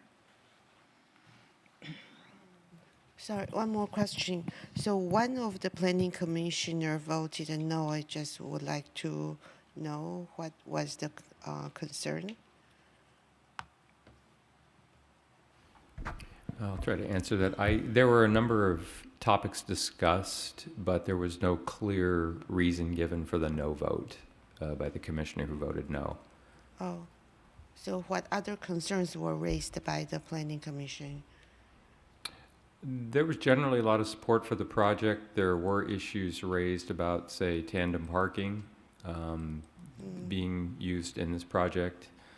I don't remember any real distinct objection, though. There was also discussion about one of the 4 parcels being a housing element site, and that we're actually losing the number of units expected by the housing element, but I can't really say for sure what the reason was. Okay, thank you. I have a question about no net loss and what the impact of this project is going to be. I can just scroll down to the table for this, but this project is having a no net loss impact, okay, thank you, on moderate income housing. So, and just for people who are, no net loss is really looking at the 3 income categories broadly you have in your housing element: low, moderate, and market rate. The city has a huge surplus in market rate housing, over 1,000 RENA units, but in both low and moderate, we were very close. We had a previous townhome project that put us slightly under, I believe 2 units under in the moderate category. The approval of this project would sort of add to that and put us 9 under, which, again, for owner-occupied projects, it generally will have an impact on moderate income, because that is what our BMR manual requires, is the provision of moderate income units, not low. And just Pardon, could you repeat that last sentence? for owner-occupied housing like townhomes, the BMR requirements the city has is in the moderate income category, not the low income category. That would apply to rental projects. So let me just see. For instance, on this, I think we were expecting 18 moderate income units out of an anticipated total of 110 for just the one site. And I believe the 4 properties between the 2 projects tonight have a total of 89. And what leverage do we have in getting those units? Getting the total units or The moderate units, and encouraging a developer to provide those, anything? all we would have is encouraging. We would not be able to require it because I think, as John had said, this was under SB 330, so it's locked into the lower density standards that were in place on the housing element site. Okay, I did have a question about the Class 4 protected bike lanes, and thank you for providing an opportunity to go over this project prior to this meeting. So does the developer need to provide a contribution towards that? Yeah, so Public Works conditioned this project as each of the phases has to contribute about $75,000 for those bike lane improvements. Okay, and could you repeat that amount? So $75,000 per project, so $150,000 combined. Okay, thank you. And I believe they are going to be providing the art on site. Okay. Yes, all right. I just want to comment that for my written communications, I put a compilation, I don't know if you saw it, I put a compilation of the art that I had showed previously, and I'm hoping that there can be some connection possibly between this developer and the Staples one, because they had gone through a lot of research about different artists. Vice Mayor, your hand's raised? Yeah, thank you. So just to follow up on what Mayor raised about the moderate income units, so I think I do want to explore how we might have less net loss for this kind of units. So some of the projects provide ADUs for some of the units. Would the ADUs give us more moderate income units? Would that, or would just make some suggestions so that a future developer could consider, so they might provide more moderate income? ADUs could provide either low or moderate income. I think it's the standard that had been being used, I think, was like 30% low, 30% moderate, and then like a 10% market rate. So you do get credit for ADUs as being seen as a affordable by design type of housing. But one of the issues, and I don't want to get solely onto no net loss and off the project, is the city's requirements for low and moderate income exceed 50%. And our BMR requirements are either 15 or 20% for typical projects. So while developers are typically meeting those, it does mean each time you approve a project, you create a deficit in that income category. Even if they were giving you the total units, it's unlikely. Even if there are more ADUs. Yeah, ADUs could help, but I yeah. don't know that they could offset the percentage So, difference. You unless need- we increase the percentage, we might have a big lose every time. Correct. And one of the things with the no net loss is it has to be reflected in your housing element. So, Okay. yeah. So my understanding is with if they offer an ADU together with a unit, for the owner who purchased the unit, they can use the ADU to count as income, and then therefore they could it's easier for them to qualify for a loan, right? So that's also economically making the unit more affordable to future owners. Is that true? That's what I heard. I don't really know from an HCD perspective, and that's really who will be judging what is affordable. Typically, the clear answer is what's affordable is something that has a deed restriction to ensure Oh, that it I is mean, not that affordable. affordable, but just more affordable. More, yeah. Right. Okay. I mean, yeah, I think there clearly is a prevailing view that ADUs are affordable. So would, yeah. are the planners, when talking to future applicants, are we encouraging them to include more ADUs with this kind of project? I think we Especially encourage, townhomes. Yeah, we encourage ADUs pretty much. I think the state does, and their ministerial approvals that I think most No, I mean cities. together with a multi-family townhome project. Sure, I think we'd like to see as many units as we can get, particularly when it's a housing element site that's developing. Okay, great. Thank you. Councilmember Mohan. Thank you. I had a quick question for staff regarding the no net loss issue. I know that you have to somehow make up the difference or identify a solution for the net loss that we will be experiencing.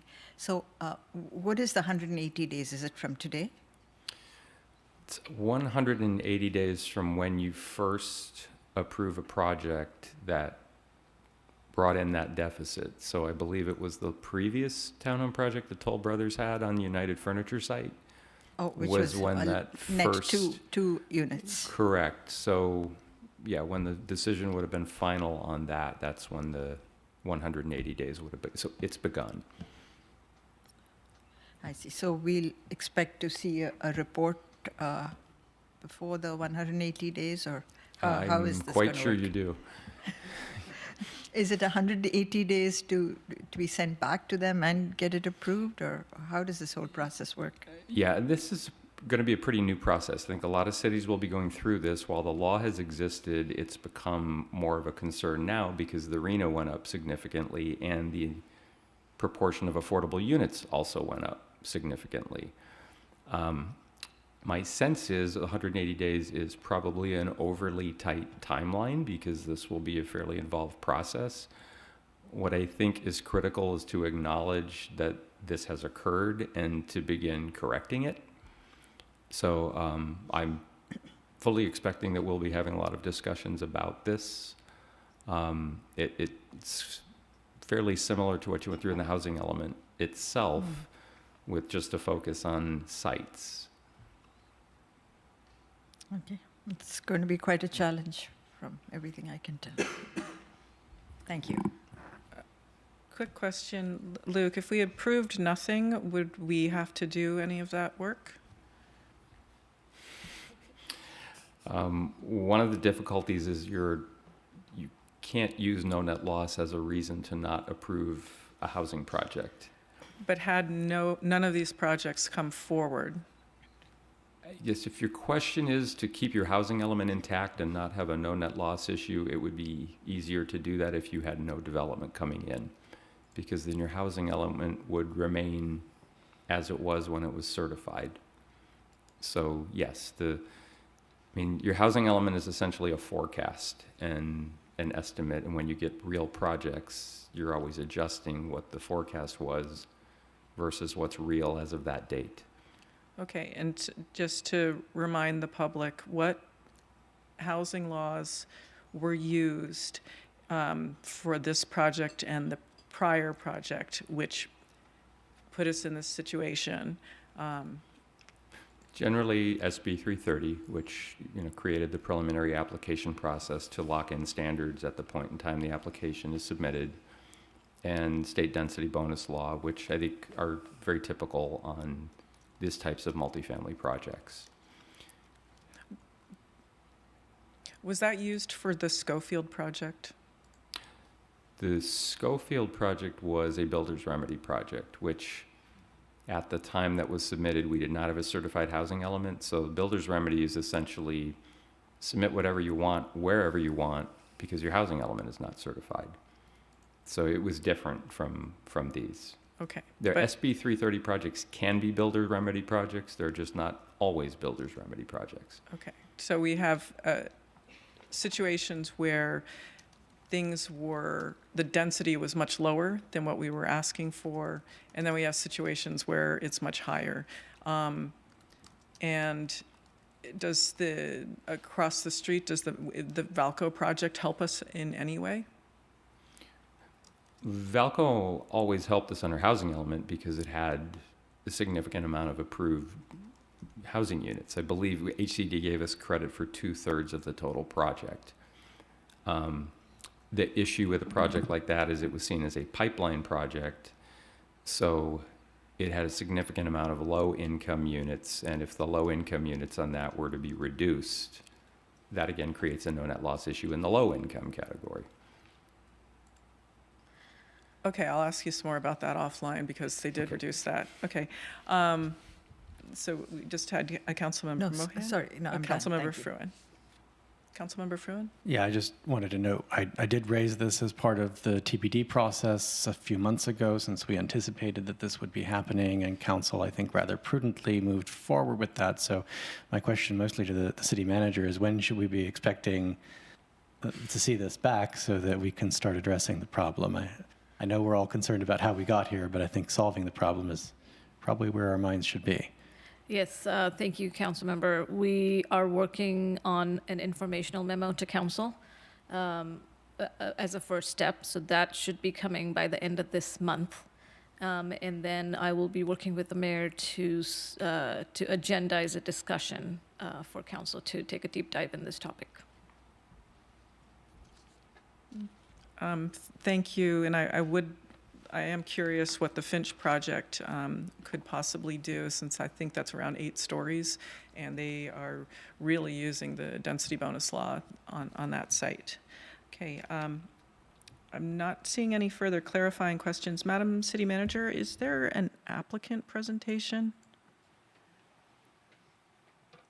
Yes. I think there's an oral comment by the applicant.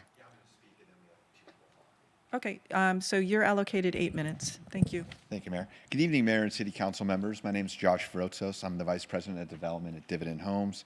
We're a private home builder founded in 1994, specializing in single-family homes and townhomes throughout the core Bay Area, with active or upcoming projects in 8 cities, totaling more than 550 new homes.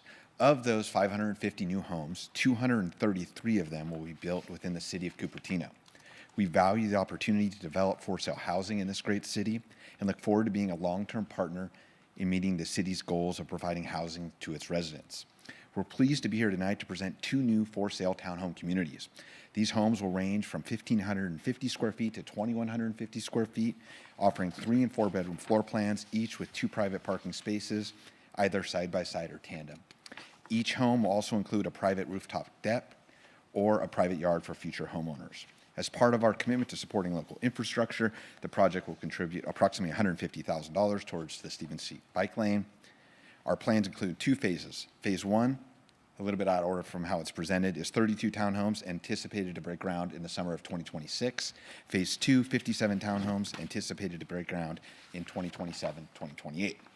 In total, 20% of the units will be reserved as affordable, fully meeting the city's below market rate requirements. The project is protected by is being processed under SB 330, the Housing Accountability Act, and is covered by state density bonus law.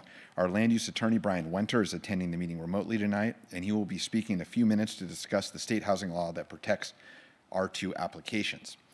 After holding a community meeting, as well as meeting with neighboring property owners, Dividend has agreed to modify the project in the following ways. First, we modified the end units along the rear property line to 2-story homes from 3-story homes. In addition, those units will not have rooftop access. This provides for a feathering of density from single-family detached to 2-story to 3-story homes. We're also adding a 2-foot privacy lattice along the rear property line. There's an existing 6-foot sound wall on the rear line. This will create 8 foot tall total fence line, and it's at the request of the neighbors. Lastly, the neighbors requested that we look at planting trees in the private yards that only the units that abut the rear property line have, and we're open to and happy to plant a tree in each of those private yards of those homeowners, so it'll provide screening for the buildings in the future. We greatly appreciate the efforts of city staff and the collaborative process that has guided these proposals. Both projects were approved by Planning Commission with a 4-1 and 5-0 vote. We are confident that these communities will deliver a high-quality living experience for the future residents of Cupertino, and we are proud to be contributing to the city's long-term goal of providing housing for its residents. Joining me this evening are MJ Frankel and Elisa Pedicini of Dividend Homes, along with Rita Raj and Sanjana from the Dahling Group. Next, I'm going to pass it to Brian Wenter, who will join remotely to discuss our project in housing law. And after Brian, Rita Raj from Dahling will give you an overview of the architecture of the project as well as the site planning. We thank you for your time and we appreciate your support.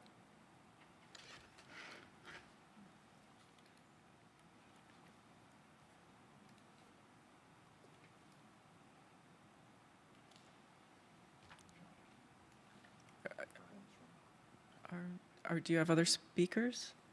Your time is I'm sorry, running. well, yeah, Brian's remote. He's a remote login. Brian Wenter.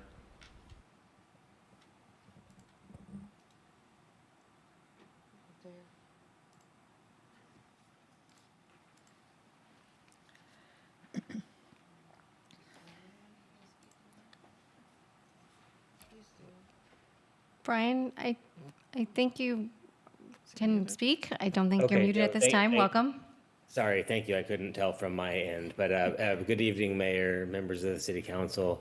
Thank you for your time. I'll be brief, and I'm happy to answer more questions after what I say here briefly. But I wanted to explain briefly the setup of the project under applicable state housing laws, which the applicant, my client, has used and has a right to use, as you've heard already. And I want to also thank Jean Martir for his excellent work in connection with the processing of this project. But as a housing development project under the HAA, the Housing Accountability Act, and this is meant to be helpful to you all. That statute, in my view, is the preeminent state housing production law we have in California, and it establishes the rules under which a project such as this must be substantively considered, and it significantly narrows the ability of an agency to disapprove a project. In essence, a project can only be disapproved lawfully if there is a written standard in effect as of the date the project application is deemed complete, against which the agency can analyze the project and confirm based on a preponderance of the evidence in the record, not substantial evidence, but a preponderance. Preponderance is means it's more likely than not. Substantial evidence means there's enough evidence to support the conclusion, but a preponderance means that it's more likely than not that the conclusion is true. So a written standard in effect as of the date the application is deemed complete, against which there is a preponderance of evidence in the record to conclude that the project would have a significant, direct, quantifiable, and unavoidable impact. And the only way for that impact to be avoided is to either disapprove the project or require that it be built at a lower density. Those findings, in my 25-year career, I've never seen a situation where those findings can be made. The legislature has also confirmed in another subpart of the HAA that the health and safety findings that I just articulated are things that, in their view, would arise infrequently. Not in connection with small projects, 50, 30 unit projects such as this. I don't think there's any evidence in the record, much less a preponderance of the evidence, nor is there any indication that there's a standard that would allow the analysis of these projects to conclude that there would be a specific adverse impact on public health and safety. So I would respectfully encourage you to approve, I'm going to say these projects, this project, these projects. I think that's what the law compels, and that's the action that must occur in order for the city to comply with the law. I'm happy to answer any other questions. I'm happy to talk about SB 330 overall and the density bonus law, but I thought that was the key part to cover tonight. And with that, I'll submit, and again, happy to answer any questions. Thank you, Brian. Madam Mayor, council members, And I think I'll go a little fast because I think we kind of short in time. Slide up. Yeah, next slide.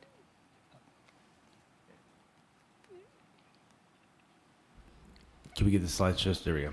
Okay, thanks. We can move on to the site plan.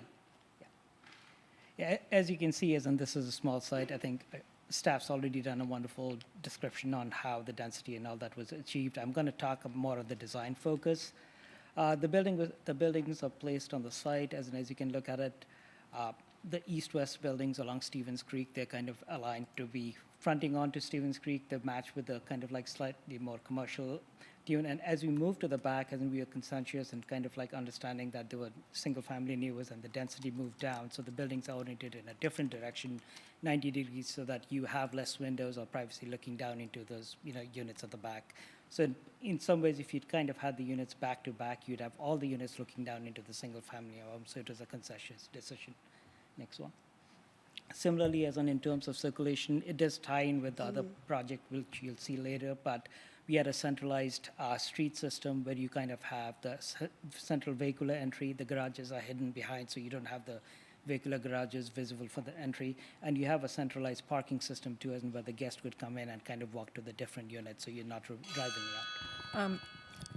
Madam City Clerk, would you please provide one more minute due to the interruptions? Definitely. Thank you. Okay. One more minute, if you'd like to proceed. Yeah, let's move to the architectural.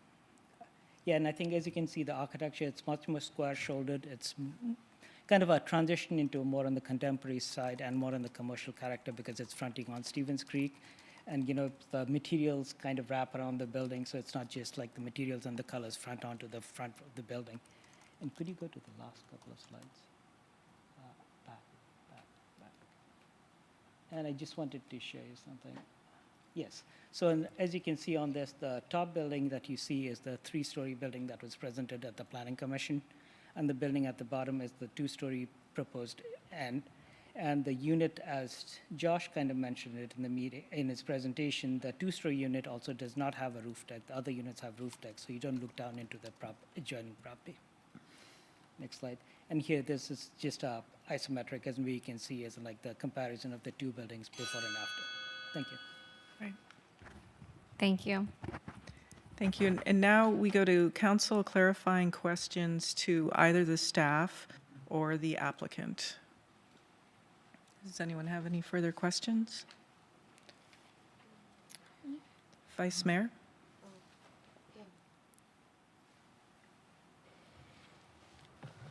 So thank you for the presentation and thank you for showing the two-story units and thank you for the accommodation. And thank you for providing extra parking space, which we need. Although there is no, I think, shared public space, but it's okay. My question is regarding the fiscal analysis. Let me share.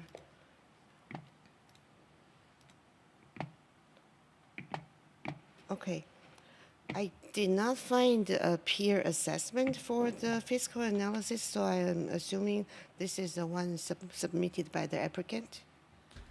The one that was attached to the staff report is actually a peer analysis. This is a peer analysis. Yeah, so the applicant submitted one from Kaiser Marston, and so what has been happening with our consultants that they've basically taken the applicant's analysis and looked at the methodologies and then actually applied their own methodologies towards the actual site and whatnot. And so their peer review is actually very thorough, more thorough than most other peer reviews would be. So, which is, I think it works in the city's benefit in terms of. Okay. Yeah. So I think in general, the understanding has been that office space generate more revenue for the city, which is the reason why San Francisco and Palo Alto, these other cities have prioritized in building office because they want to generate revenue. And based on the table in this fiscal analysis, it seems to suggest the revenue generation for office development is 1/10, less than 1/10 of residential development. So I am totally surprised. What is the basis of, for example, the sales tax is only 4,500, but the sales tax for residential is 24,000. So it doesn't seem to align with general understanding. Sure, and I believe that, and again, I'm not the expert on the fiscal analysis. I think it's more of an exercise that the city requires as an actual basis on approving or denying. But my understanding from the peer review is that the amount of people that will be living within these new developments would outweigh the number of employees that would be working currently at the office spaces. So they base it upon what they anticipate to be spending locally and whatnot. So I understood. So you mean the sales tax generated by of the businesses buying product or selling product are not taken into consideration in this analysis? The assumption that there's no products for sale in these offices, rather that are taxable for sales, that would generate sales taxes. Basically, employees that are working there. That's my understanding how the analysis was concluded. I understand that there is concession to remove all the retail. There is nothing we can do there, but I think it's important for, as a city, that we understand honestly what exactly we are losing with every commercial site that we lose to housing. It's unavoidable, but then we do need to understand the actual fiscal impact. But from the fiscal impact analysis, I kind of feel that's not really an accurate analysis. And so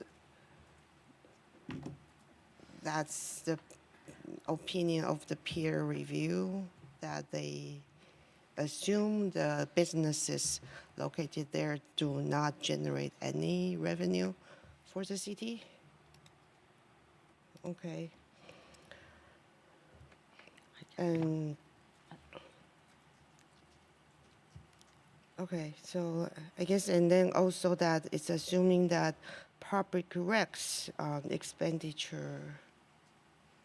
Okay, yeah, never mind. Thank you. Councilmember Fruin?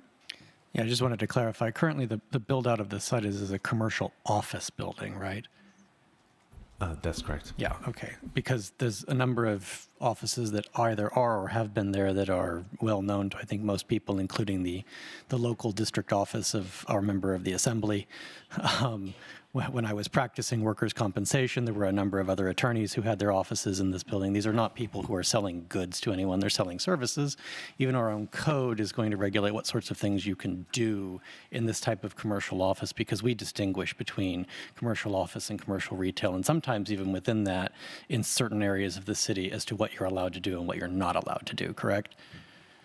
That's correct. Okay, so if you're just providing services in a commercial office setting, which is not designed around interfacing with the public to sell merchandise, then clearly it's not going to be a sales tax generating space, other than by virtue of the people who are working in that site.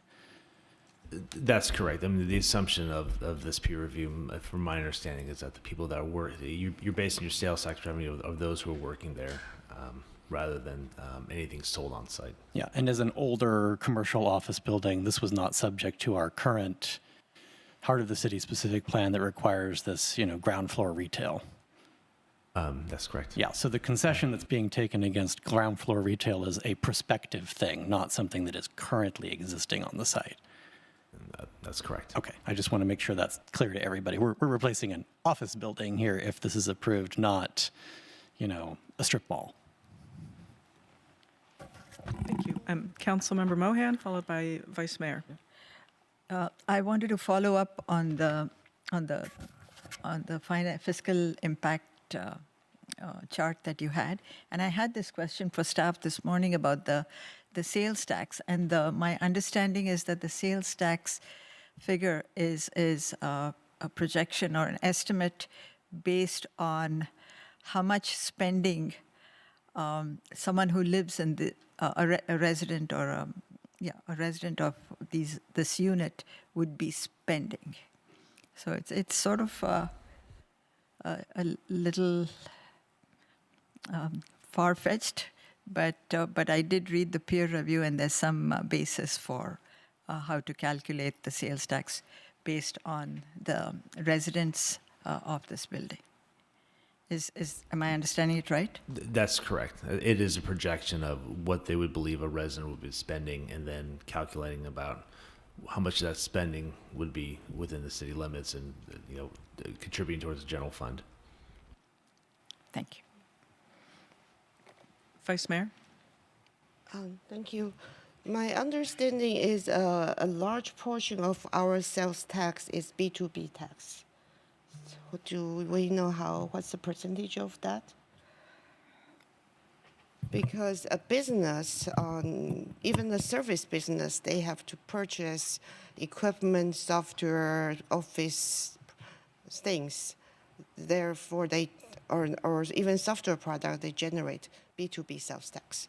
And that's not considered in this kind of fiscal analysis, which I think is a significant portion of our sales tax. It's not just retail, right? Yeah, I'm not able to answer that question. That's not my So I understanding. would encourage the staff to look deeper into the fiscal analysis and encourage the consultant to look deeper in future peer review so we get a better picture of the fiscal impact to us. Thank you. I'm not seeing any further clarifying questions at this time. So now we're going to go to public comments. Madam City Clerk, are there any public comments on this item? Yes, Mayor, we have 7 requests to speak in person, and currently we have 1 hand raised virtually, so about 24 minutes. Okay, let's begin. So first up, we have Todd McNair, followed by Whitney McNair, followed by Patty Hamaguchi. Welcome, Todd.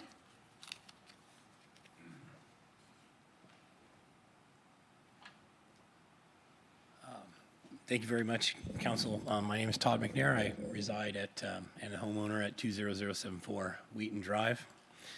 I'll be honest, I wasn't planning on speaking today. And the reason for that, to be honest, was just sort of the general sourness of the Planning Commission experience that I had. And the general sense of futility that a resident has in this sort of type of forum. And the initial part of public comments, staff member leaned his seat back and stared at the ceiling in a general gesture of dismissiveness. The Planning Commission referenced the project that you've also referenced, the Staples development project. And reference it in terms of success, a success story. But it seemed to be failed to come up that part of that success story was residents stood here and said, they didn't appreciate the setback of 10 feet that was then extended to 33 feet. And I'm here to ask you basically to take a moment to ask yourselves what you would do in my situation as a homeowner that's going to be impacted by this development project. I fully acknowledge and respect the conditions that they put on the development to lower the building structure that abuts Wheaton Drive. I appreciate the willingness to put in the terraced, the fencing. But what I'm really here to ask for is the setback.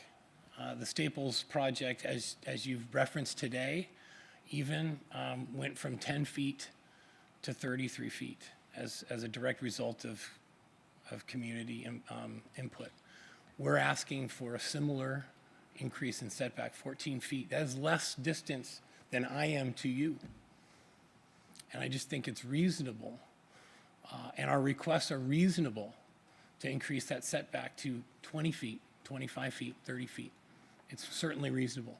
And if we can't count on reasonable requests, I don't know what you guys are going to be up against when the entire Stevens Creek corridor is going to be basically developed in similar projects. And you're going to have impacts up and down the city. So again, I'm asking that you put yourself in my shoes, vote with your conscience, and if not, advocate for your residents and your constituents that voted for you, but at least encourage that change. All right, thank you. Thank you, Todd. Next up, we have Whitney McNair, followed by Patty Hamaguchi, followed by Lisa Lee. Just a reminder to members of the public wishing to speak on this item should submit a request to speak or raise their hand virtually within the first 9 minutes, and we are down to 6 minutes. So welcome, Whitney. Great, thank you. Thank you, Mayor and members of the council. My name's Whitney McNair. I'm a longstanding homeowner residing on Wheaton Drive for nearly 25 years. I represent a number of longtime homeowners on Wheaton Drive, Meyer Place, and Carroll Lee Drive, many of whom came to the Planning Commission, and some of whom are here tonight. We have one main ask of the council is to increase the setback along the rear property line. It's currently proposed at 13 feet, and increase it to something which is along the lines of 20 feet. 20 feet's a standard setback in any residential project that in Cupertino would have to meet. It's the minimum setback identified in the heart of the city's specific plan, and it's significantly less than the required 64 to 68 feet. The developer, if they're really interested in creating a quality development in Cupertino and being a long-term developer here, they really should be designing this edge condition with more care. The Planning Commission referenced the success of the recently approved Summer Hill Homes project on Stevens Creek at the Staples site. And as Todd mentioned, after hearing neighbors' concerns, the developer there modified the design and increased that setback where the project abuts single-family homes. It was originally 10 feet. They changed the design of the project to 33 feet and added a dense row of screen trees along the property line. The applicant has a project in Palo Alto with the same design they're proposing here and neighborhood context. And here the developer has a 20-foot setback with a row of screen trees planted every 15 feet along the shared property line with the existing single-family homes. Our secondary ask is to require a row of trees planted, not just one, but along the rear property line every 15 feet to help screen the project. This really shouldn't even be up for debate. That's a pretty standard condition, and it doesn't have any impacts on the project. In summary, we're asking for the council to increase the setback and add screen trees. Other developers have made these changes to their projects. This developer has accepted and incorporated these same conditions in their project in Palo Alto, so I know they're feasible. I hope the Cupertino Council takes pride in the design of their projects within its city and hold the same, if not greater, regard for its citizens and require these modest changes. Thank you for your time. Thank you, Whitney. Next up, we have Patty Hamaguchi, followed by Lisa Lee, followed by Jerry Sue. Welcome, Patty. Hello. I'm the owner of Bright Stars Pediatric Speech Therapy, which has been in Cupertino for 28 years. It's located at 20111 Stevens Creek since 2008. We work with children, many of whom struggle with significant disabilities such as autism or Down syndrome. I currently employ 22 people. I've always paid my lease early every month. I took out a loan for $170,000 during the pandemic to make sure not one payment was late, because my word means something when I negotiate with someone. So in 2023, I invested over $100,000 in an update and expansion to my office. I put in soundproofing. I had two-way mirrors and windows put in so parents could observe. And in order to protect my investment, I thought I was being proactive by making sure that I signed an extension to my existing lease. It guaranteed that I could stay there till the end of February 2028 with an option and guaranteed renewal to the end of February 2031. So imagine my surprise and disappointment in December 2024 to find out this building that I had just spent all this time and money and energy renovating was going to be torn down. The building management asked that we vacate early out of our lease in order to accommodate this project. So at this time, I have not yet been offered a reasonable settlement for the cost, the hassle it will require to relocate, the rebuilding, the complete reconstruction of a very custom office that we have, as well as the loss of income during that process. So we're currently at a stalemate. So I have played by the rules. I've honored my contract. I've been a conscientious business owner in Cupertino since 1996. So I would ask you, council members, should you approve this project, what happens to a business like mine that is going to be displaced by this project? Thank you. Thank you, Patty. Next up, we have Lisa Lee, followed by Jerry Sue, followed by Sandy Cerrone. Welcome, Lisa.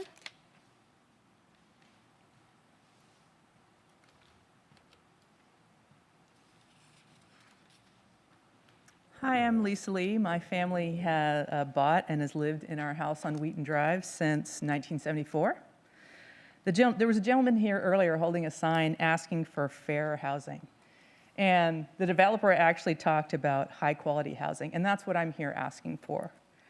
I'm a proponent of building additional housing, even if it's in my backyard, which it literally would be. Like, I'm fine with that, but I believe that the housing should be fair and high quality for all, including the current residents. A development that violates the city's heart of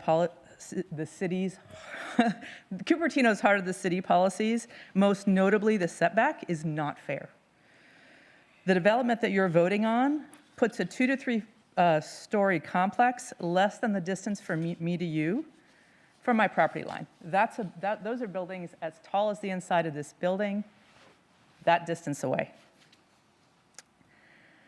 There are fair solutions that can be worked out here. For example, more joint walls means more space around the buildings, moving the existing green and open space to the joint property line. So please facilitate a compromise that creates fair and high-quality housing for all. Thanks for your time.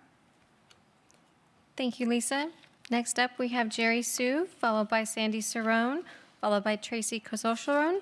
And I do have one speaker card with no name on it, which would be last. Thanks. So welcome, Jerry. Yeah, thanks for everyone. My name is Jerry Su. My family have been living here in Cupertino on the Wheaton Drive since 1998 for 28 years. There are a lot of concerns, but right now I have only talked the most important and serious one for the setback. It's too close to our backyard. And as far as I remember, it's 23 for the front and 13 for the rear. And I saw the presentation today's meeting is 26 for front and 14 feet for the rear. It's a kind of a very badly balanced. So I'm looking around in our neighbor, and here is an apartment at the corner of Bellany and Stevens Creek. So I measured it from the wall to the city line is 19 feet. That's the first one. And the second one is at 85 and called Morro Bay Terrace.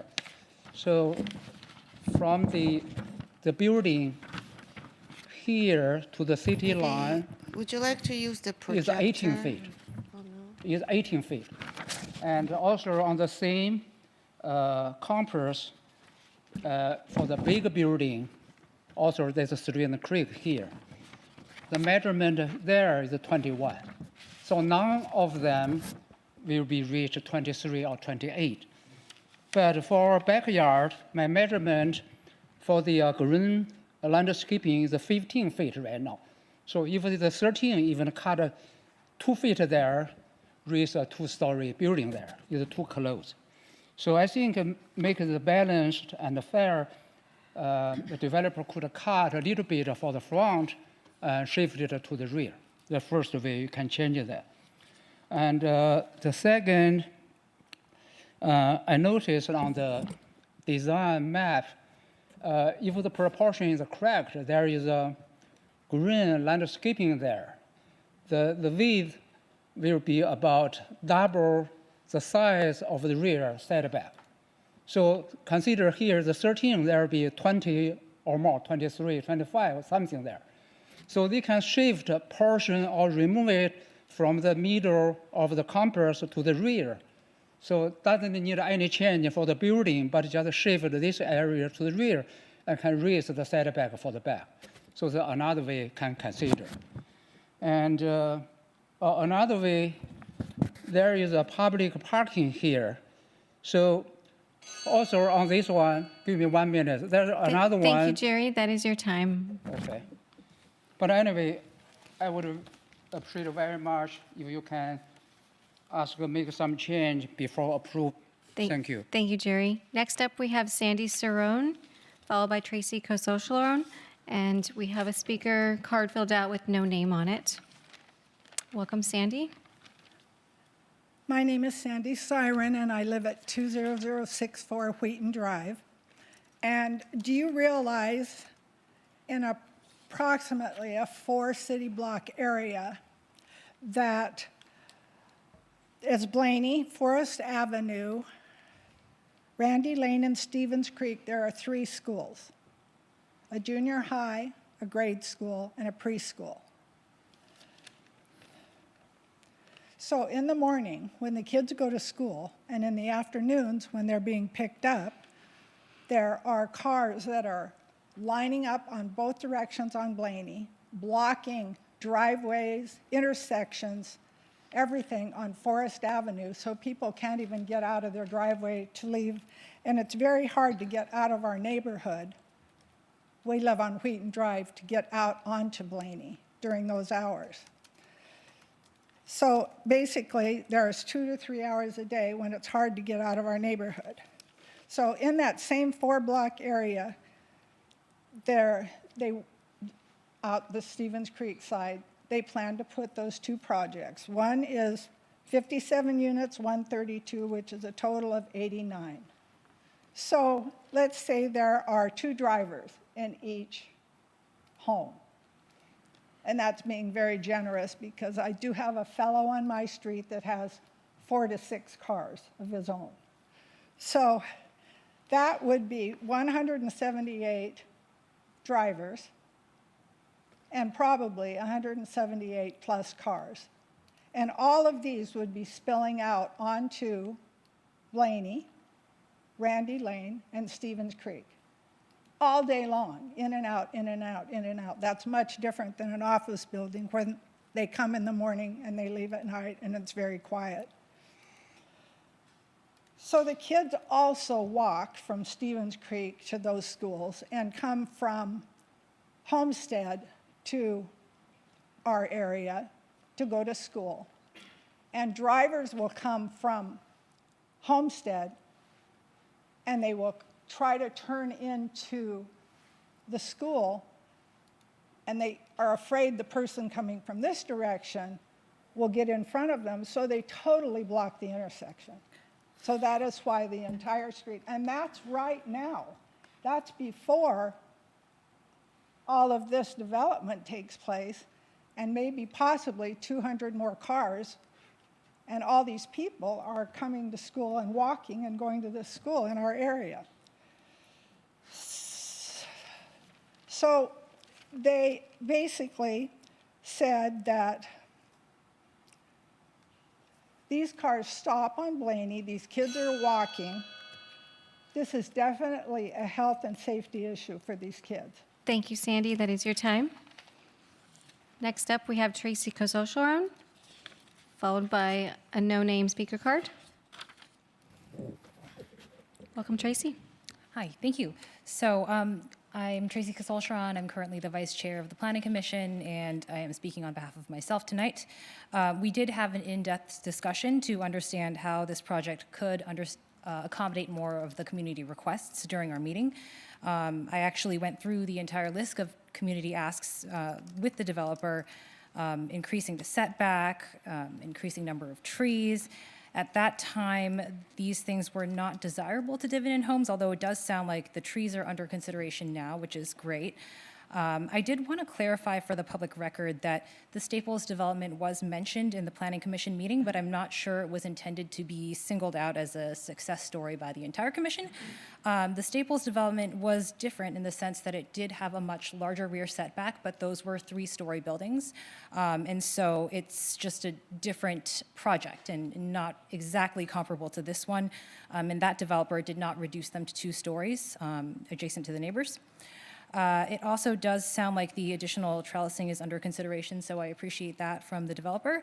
And we did appreciate Dividend Homes for making the effort to incorporate the very extensive community feedback, especially the reduction in rear units to 2 floors, as well as the additional trellising, which sounds like it is also being considered. So also thank you to staff for including the Planning Commission recommendation in your staff report. I did also want to note when it comes to the peer review and being able to quantify the value of the businesses that are here, I do think that there is somewhat of an intangible value to some of them, maybe not defined explicitly as retail, but the daycare center, which is a bilingual preschool, it is part of a chain, and they have locations in many different cities, and Cupertino is one of their cities, and it serves the local families. So while it's not generating sales tax necessarily, it does actually, it is a hub for the community, and once it leaves, I imagine those families will either disperse to the other locations in other cities, or they have to find somewhere else. So there is kind of that intangible value, and then of course, you did hear from the other business that was there. So I think we have some noticing challenges with the businesses. The residents appear to have been noticed, but for some reason the businesses were left a little bit out of the loop. And so there is an opportunity for improvement there. Thank you. Thank you, Tracy. Is there a member of the public that, okay. And can you announce your name if you'd like? Hi, Mayor, City Council. My name is Peter Ho. I've been working here and living here for a long time. I think Cupertino is a great city for people to move in. For past few years, because of lack of housing, few elementary schools, they are closed. So I think the housing, especially fair housing project, is very important. I think this project will pass sooner or later. We just want the city and the developer think about in the long run.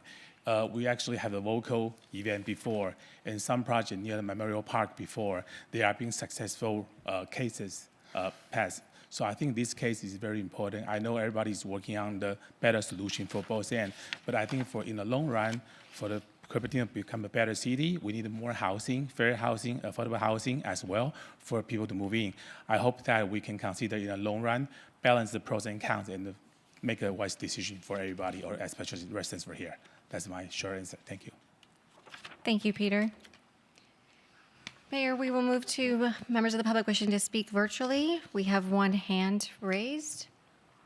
Lisa Warren. Welcome, Lisa.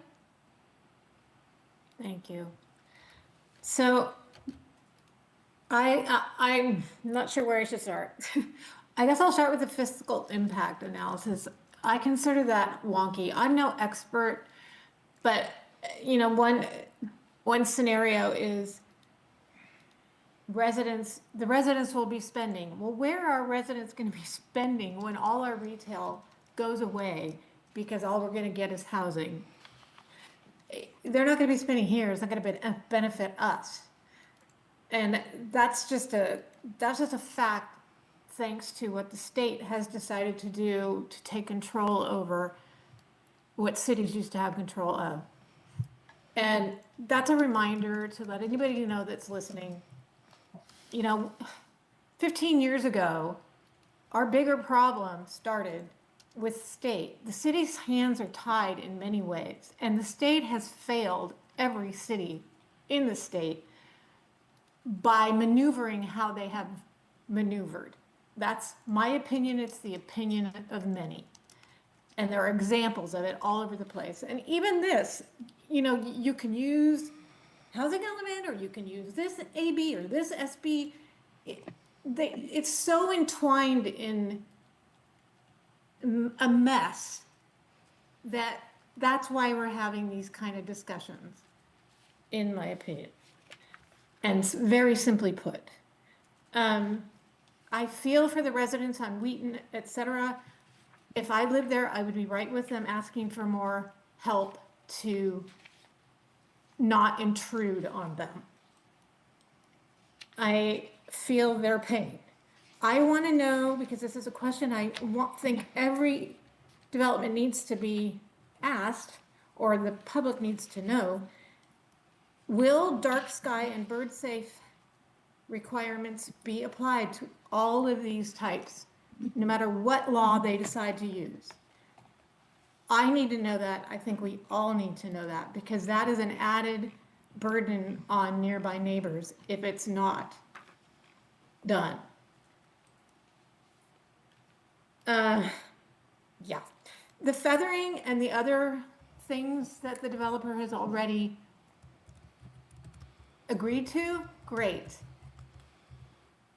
I don't think it would hurt for you to extend some more to these neighbors. And I'm horrified by the woman's business information that she shared. And before I lose my time, for artwork, please connect with Jeffrey Reed and Jennifer Madden. They did the work over at what used to be the Oaks, and it's beautiful. Thank you, Lisa. That is your time. Mayor, that concludes the request to speak on this item. All right. Thank you. Are there any further clarifying questions at this time? Yeah. Clarifying questions? Okay.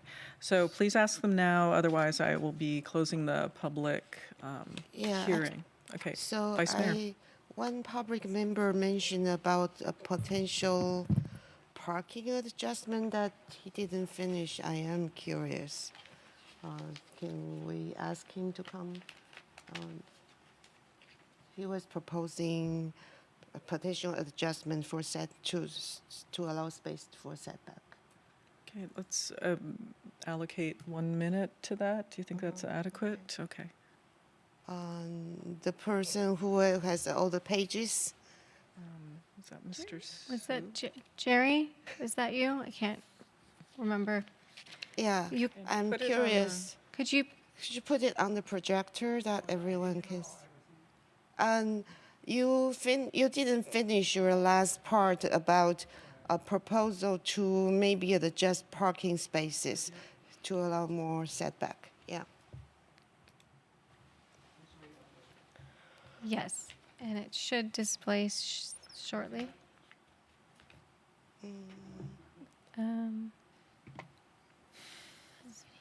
Video, are you able to show the projector screen?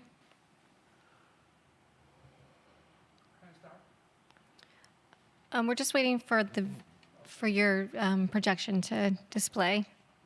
Here we go. Okay, you are welcome to start. Okay, another way we can consider here is public parking there. So here at the entry area, there's a public parking. Here on the corner, you can see that's the apartment, whatever, the townhouse community. They have a similar, a similar design, but they put the public parking on the rear against the wall on the residence of on the other side of Wheaton Drive. So then they have a road there can have a round trip around the building. So here, if a developer could consider put the public parking also on the rear against the wall, similar as here, and then remove the green area portion of everything to the rear, then they can create a round circle road around all those rear buildings. So it's not a good for us, also good for the tenant on the end unit of the building. So that's one way we can consider. Thank you. Thank you. Councilmember Fruin? So to get some additional clarification from staff, the Summerhill project was raised as a topic, but just for the sake of clarity, the shift there to allow for a greater rear setback was entirely voluntary on the part of the applicant, yes? Yes, that was. They could have had a more reduced setback had they desired. Okay. And then also just to clarify, in, say, any other neighborhood, there's a number of things that could be built very, very close to the property line. One thinks, for example, of ADUs that can be as close as 4 feet. And similarly, in a typical single-family neighborhood, an ordinary single-family house can come as close as 10 feet to the rear property line, even on the main portion of the home. And that says nothing about side yard setbacks. So can you run us through some of the rear and side yard setback scenarios? I just want to see how close this is to what we would ordinarily see in any other neighborhood. Sure, with a minor residential permit, single family, and in an R1 zoning district can get as close as 10 feet. And, you know, the caveat being that, you know, there has to be a certain amount of rear yard space for that applicant to want that 10-foot setback. You know, for side setbacks, you can be as close as 5 feet. You know, as long as it's, you know, if it's an R15, it's combined 10. If it's anything above that, it's, you know, a combined 15. Okay, and then this would really, I think, probably be best answered by the applicant, but I want to get a very clear idea of what it is that you're committing to with regard to privacy screening, both in terms of a trellis and in terms of plantings.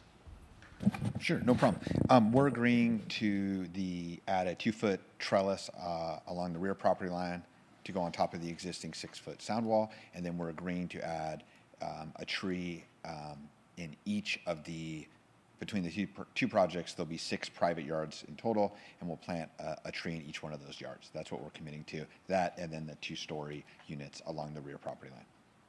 Okay, it also looked to me like there were far fewer windows that would be looking in the direction of the homes behind. Is that also true? Well, yes. I mean, originally you had 3-story homes. Now you're going to have 2-story homes. I mean, there are windows in the 2-story homes that some of them will look that direction. Okay, and then I realize you're not legally obligated to it because you get to apply under the DBL as designed, but there was a suggestion made by a member of the public as to, you know, rearranging certain parts of the green space and the parking. Is any of that potentially feasible to you? No. Okay. Can you elaborate on that at all?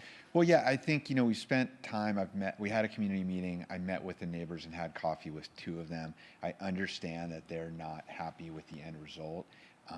I think that it should really be factored in that we step down from 3-story homes to 2-story homes. Along those 6 units in total, I think we lost 2,400 square feet of livable space. It'll cost the project, I would say, somewhere around $250,000 to make the changes, both to the architectural plans, the different building types, to redesign the landscaping and the civil plans for the project. So it's not just a throwaway to make that change. In addition, we're happy to do the planting. We're happy to do the trellis. I think it's important to remember we're providing housing in a housing crisis. We're providing 20% BMR housing. And at this point, to just say shift it closer to Stevens Creek, I think at first blush that sounds like a quick fix. There's a lot more moving parts to that than just making that change. And I think what we've provided to the neighborhood is a reasonable middle ground. Thank you. I just want to clarify real quickly with staff. Are these units allowed to have an ADU later on built? They could, yes. So the ones in the rear yard at the north end, so is it possible that at some point they could use the state law, and then go to a 4-foot if they wanted to? And the height they're allowed to is at 25 feet? Off the top of my head, I don't recall, but I mean, could they do additional ADUs? Of course, you know, pending they have like you said, the 4-foot setback from the property line, as these are wouldn't be considered high density, but they would be considered, you know, townhomes, and so yeah. Long story short, a short answer to your to a longer question would be to a longer response would be yes, they could do ADU. Correct. Okay. Also, back on the Staples project. So yes, it was the developer who decided to make that accommodation after meeting with the neighbors. The neighbors, they still have an ongoing builder's remedy project, 5 stories, built out very fully on the lot next to single-story family residence as well. So we're still in litigation over that matter. Okay, so next I see Vice Mayor, your hand is raised, and then we have Councilmember Mohan. Okay, just to follow up on the question from the public. The dark sky and bird safe ordinance, would apply to this project? Yes, in fact, there is a condition of approval in the draft ASA resolution. Great, thank you. I checked our B2B tax is about 70% of our sales tax, so it's an important. I hope that in the future we do consider them in the fiscal impact analysis. And then I wonder, would the HOA agreement be able to add a condition that no ADU will be built in the rear setback area? Would that be a viable I think that's a state law issue, and I don't know if the city is able to preempt, or an HOA is allowed to preempt state law as it relates to where an ADU could be placed. Okay, and then for those the proposed changes, thank you for accommodating 3 unit to 2 unit. Really appreciate that. I understand that our hands are tied by the state law, and we cannot use any of these to reject the project. However, I think my duty as a council member is still do my best to see if there is any way we can still address the concerns. So I have to ask these questions. And I was wondering about that green stripe in the middle of the property. Is it possible to move it up? You said it's not possible. Can you elaborate it a little more on that? I think, You know, when I met Yes. with Yeah. Mr. Sue, he had a number of So scenarios. this is, thank you. This is slides from you guys, so thank you for that. The green stripe in the middle, it seems to be possible to move it north, so we have more space adjoining the neighborhoods. Well, I think, it's hard because there's a lot of moving parts there. In order to provide the 2-story units along the rear property line, we're actually having to shift those 4 buildings that run horizontally that direction towards Stevens Creek, so we don't reduce the setback anymore. So I don't believe there's an opportunity there. I also think it's important to point out that I think on average, the single-family homes that abut our property line are 24 to 25 feet setback. So you're looking at a 25-foot setback to their rear fence line, then a 14-foot setback to our 2-story home. So you're looking about 39 to 40 feet between their building-to-building setback, and then an additional 26 feet to a 3-story unit. So I actually think it's a reasonable feathering of density. I love it. I live in a R1 single-family small lot community, and I have a single-family neighbor that's, my property lines are 5-foot setback on both sides. Single-story to 2-story. So I don't think it's an unreasonable transition. I completely recognize the change is difficult, but I also think it's very important to remember we're not even building at the maximum density allowed. We're building around 20 units to the acre. We could have built at 25 to the acre under the zoning that existed prior to the upzoning on the R4 parcel. In addition, we could have used state density bonus law and put more units with higher density with higher building types. I think what we're providing is a reasonable product type for this neighborhood. I think it's an entry-level housing type for the city of Cupertino, and we need to remember that Cupertino, like all cities, needs more housing. And so I understand neighbors are not going to Definitely, yeah. And we are mandated by the states to build a lot more housing. So actually, we zone this for a lot higher, 4 to 6 stories. And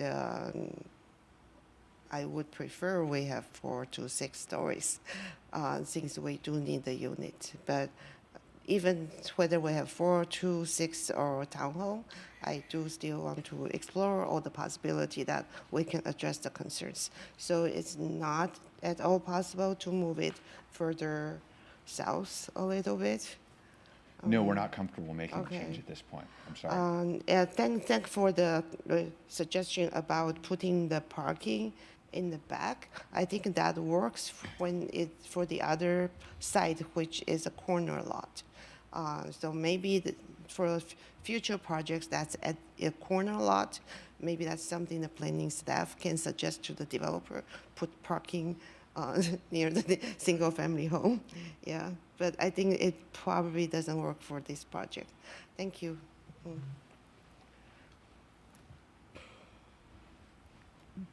Councilmember Mohan? I wanted to follow up on the question that one of the speakers had. She runs the physical therapy business, and she talked about spending all this money to do some tenant improvements. And after she was done with all that, she found out that the place was going to be sold. Have you talked to existing tenants, and is there some solution in mind, or? So we're in contract to purchase both of the properties. The leases are with the existing landowner. We put signage on the site, the noticing requirements. I have emailed with the owner of that business. Those negotiations are between that landowner and that tenant. I can tell you, like I mentioned in our presentation, because of the existing leases in the 57-unit portion, we had always slated this project to be built in 2027 or 2028. That was my understanding of when that lease ran to, 2028. I'm not familiar with the extension she referenced, or I'm not a party to that extension that she's referencing that goes to 2031. But from our perspective, we're not buying the property until the site is clear of tenants. I have no intention of trying to kick people out of their existing leases. We'll be starting the 32-unit portion sometime in late summer 2026, because that's when the leases that exist expire. And then it will be between the businesses and the landlord about if they want to negotiate a termination early and move on, or if they want to stay until their leases expire. Right. When I talked to you a few days back, you did talk about the daycare, and that the lease would expire maybe end of 2026, and that you wouldn't start anything till after. Yes, so my understanding is that... But I wasn't sure about this one. I've never seen that lease. I believe the speaker's current lease goes to 2028, and that's what she said. Yeah, so our intention was to start the project and break ground when all the tenants leave the property. Okay, thank you. Real quick, I'm not sure that the health and safety impact from potential traffic has been mentioned. Could we touch on that for a little bit? Yes, is there a specific question about the... Well, I would think that AB 130 impacts the discussion on this item. has there been some identified quantifiable health and safety impact due to the traffic? No, no, no. Okay, thank you. Vice Mayor? Oh, thank you.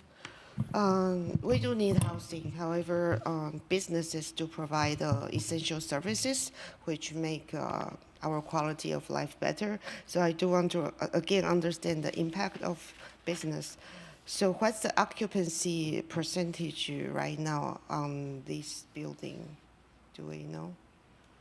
I don't know the occupancy percentage because I'm not a part of those leases. I think the 57-unit portion, one of the buildings is primarily vacant, but there are a large number of tenants in both one of the buildings on the 57-unit portion and on Yeah. the I think a lot 32 of times when we replace this older office building, we lose long-time businesses who provide services to our residents.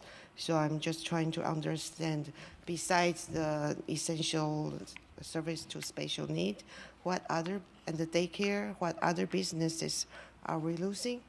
Maybe can you provide the information to me after the meeting so I get an understanding? And it's true that right now there is a downturn in terms of office space, but it might be temporary. But as a city, we do still need businesses and retail to provide both services and also sales tax. So just, I know we do need housing too, but just need to understand the impact to us. Thank you. I believe that concludes our clarifying questions, and the public hearing is now closed. So I want to thank staff and the applicant for providing all of the information and answering all of our extensive questions. Would any council member like to make a motion on the item?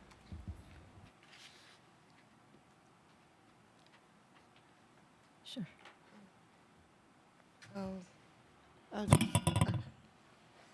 I'll move the recommended action.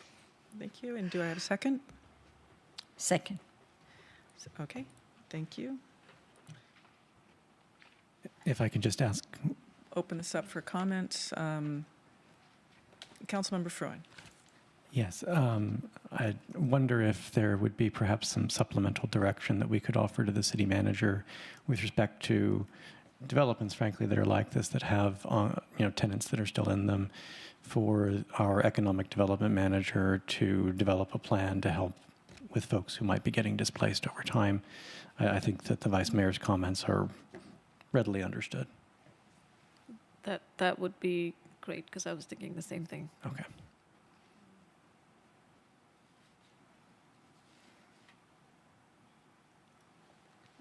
Do any council members want to make some concluding remarks before we go to a vote? Okay, Mayor, so. Vice Mayor?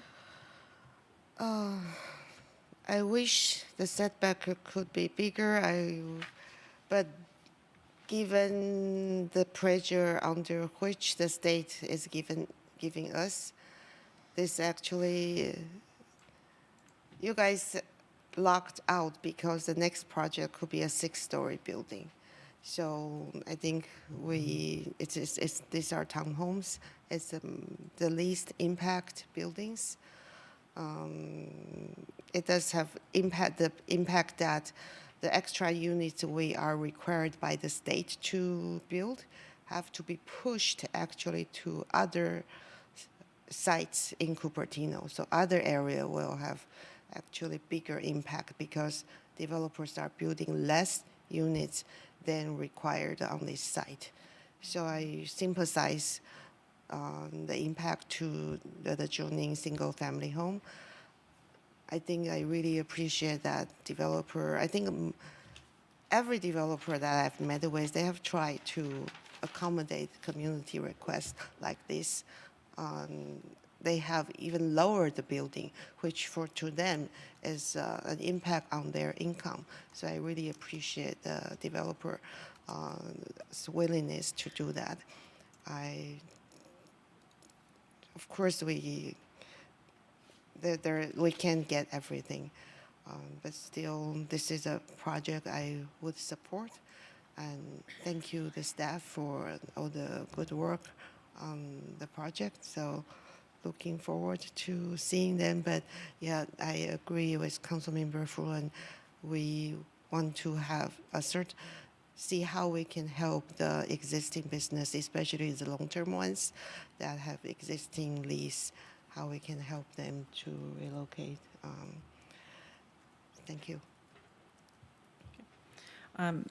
Thank you. I have a quick question about the additional trees. Do we need to have a friendly amendment to our motion to include that? I would say so, considering that the planning commission just said consider hedges, and I think the applicant had offered a tree in each of the adjoining yards. So I think it would be, if that's the direction the council wants to go, I think it'd be good to clarify that motion to add that. Okay, so, As well as a trellis, correct? okay, so could the mover and the seconder please add in the additional tree per lot as specified by the developer and the additional trellis? Accept the friendly amendment. And our seconder? Yes, accepted. Okay, thank you. Councilmember Fruin? No, I just wanted to thank staff for all the preparation that went into today. The applicant for patience with us. We've had lots of questions for you and your willingness to accommodate. I know that you can't accommodate everything. I will emphasize you weren't really required to accommodate any of it. But I also know that you have a lot of other projects that are in this town and hope to continue to do business here. And so in light of the fact that we were trying to create some sort of long-standing good relationship, I appreciate your willingness to try to work with everyone and with the neighbors in particular. And I also want to thank the neighbors for showing up. You don't get what you don't ask for, and you came and asked. Thank you.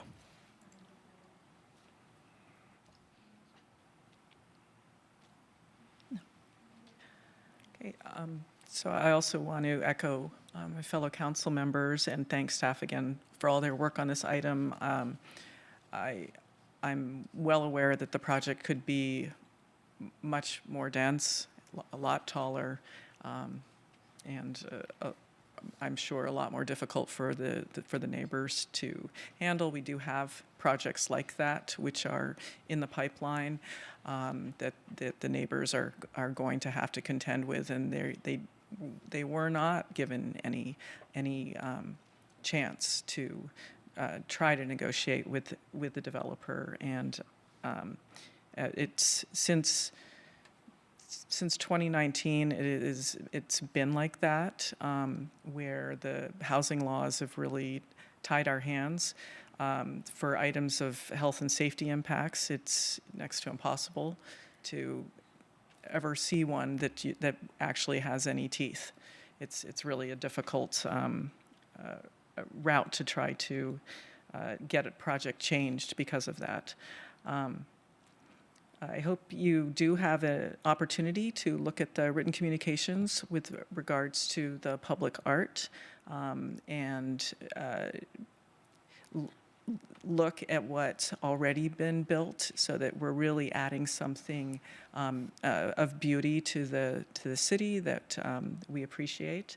I noticed the size of the units. They're very, very large size, 2,600 square feet for the larger ones. Hopefully that will accommodate families and we'll have more students because we have the declining enrollment situation in the city. And with regards to Summerhill, please, if you may, reach out to them and all the research that they did on their project. And they really looked into the portfolios of some artists, and I think that would really be a very nice addition. I am seeing two hands raised now. Vice Mayor Chow, and then Councilmember Mohan. Should Councilmember Mohan speak first? I just have additional mine's gonna comments. be short. Okay, Councilmember Mohan. I just wanted to say thank you to staff as well. They've been very patient with me. Also, thank you to the applicant. This is their first big foray into Cupertino, from everything I understand. And you sounded, Josh, when I spoke with you, you sounded excited and wanting to do more projects for our city, and that's exactly the kind of thing we are looking for. So, welcome to our city. And Vice Mayor. I'm sharing my screen. I just want to point out one more thing I appreciate about the project for positive reinforcement. I really appreciate that for the 11 BMR units, they are in exactly comparable in size with the market rate units, because we have some other developer that's offering only tiny studio, like 600 square foot BMR units. But here we are going to have units that's suitable for families, and then many families like to move to Cupertino for our schools. So you are providing that opportunity for 11 families to have affordable housing. So thank you for that. All right. Madam City Clerk, will you please conduct the vote?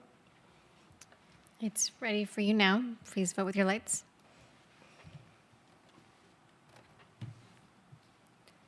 The motion carries unanimously with Councilmember Wong absent. All right, thank you. Now we're going to move on to item 16, and this one potentially might be quicker than 15 due to the similarities. So item 16 is to consider a new residential development of 32 townhomes, Dividend Homes 2, including 6 affordable units to replace 3 office buildings on a 1.77 acre site located mid-block corner on Stevens Creek Boulevard between Randy Lane and Blaney Avenue. First, I'm opening the public hearing now. First, have there been any ex parte communications by the council members? As I said earlier, I met with the developer on Teams yesterday. Council Member Mohan? Yes, I met with the developer as well. Okay. No. No. Okay. Madam City Manager, do we have a staff presentation? Thank you, Mayor. So this is the part 2 of the project that I had introduced at the beginning. So with that, I will turn it over to staff for a quick overview of this portion of the project. John. Thank you, Tina. And again, it's me. So we have the presentation up TV. If you put my presentation up, it's ready. So again, this is phase 2 of the Dividend Home project, which is adjacent to east of the site at 20045 and 20065 Stevens Creek Boulevard. And just to remind the council and the community that the phases in this sense are just indicate when they came in as applications, and as Josh had mentioned from Dividend Homes, that this site might actually be developed first. Okay. And again, is to consider this 32 townhome development, including 6 affordable units to replace the 3 office buildings on a 1.77 acre site. And so similar to the slide from the last presentation, the phase 1 portion, again, is west of it with the project site to the east of the phase 1. And this side is closer to Blaney Avenue. Okay. In terms of what are the existing buildings, 20065, you have an 8,200 square foot office building. I believe it's single story, with the 20085 site being almost 18,000 square foot office building. Again, within the heart of the city specific plan. Again, this one came in a little bit later. The SB 330 application that came in February 2025. Lock in 25 dwelling units an acre, as well as other objective standards between the HOC and the municipal code. And then the development application was submitted March 3rd, 2025. Again, here's a brief site plan. One of the differences with this site plan in terms of programming, as you see on the northwest corner, there is a larger common open space, although technically doesn't count because it's within the setback, but at least it provides some type of common open space with some programming that could be shared between the two developments. Again, 32 units, 6 BMR, split evenly between median and moderate incomes. The resulting density is even lower than the last one, 18.1 dwelling units an acre. There are 5 three-story buildings ranging from 2,100 to 2,700 square feet. Again, that's inclusive of garage space.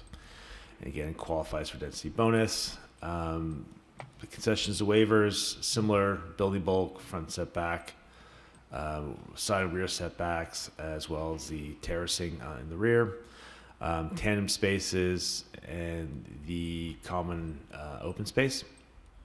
And the concession, again, is the elimination of the retail requirement.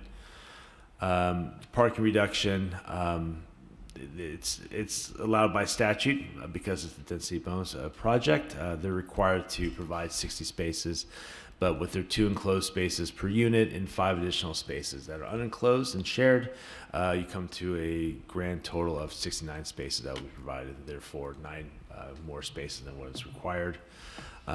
Similar to last time, you have the photo simulation along Stevens Creek Boulevard, which, you know, if you do request the presentation, that the design consultant for the applicant can discuss this as well. Planning Commission recommended approval of this as a 5-0 vote with the reduction of the 2 units that are adjacent to the Wheaton Drive parcels be reduced in height, considering the inclusion of hedges along the back line as well as a trellising on the fences on the back wall. Similar, this project went through AB 130. It qualifies statutorily for that secret exemption, as well as this project being conditioned by the Municipal Code, Chapter 17. The recommended action is consistent with the Planning Commission recommendation, which is to find this project exempt and approve the draft resolutions for those permits. And again, the next step is that the Council's decision is final unless there's a request for reconsideration consistent with the Municipal Code within 10 days. And that concludes my presentation. Thank you. Are there any clarifying questions from the council at this time? Okay. Not hearing it. Not me. Okay. Vice moving it. I do see a hand raised from Councilmember Fruin, correct? In looking at the 2 projects side by side, it appears as though they have points that could eventually traverse each other in order to connect the 2 projects. Is it your understanding that that would eventually happen? Yes, that's our understanding from the developer, that this will be a single project and under the jurisdiction of a single homeowner association as well. Okay. Vice Mayor? Yeah, I do want to clarify. So for this one, the recommendation from Planning Commission, is that included in the recommended action, those documents? Correct. Okay, great. Thank you so much for doing that for this one also.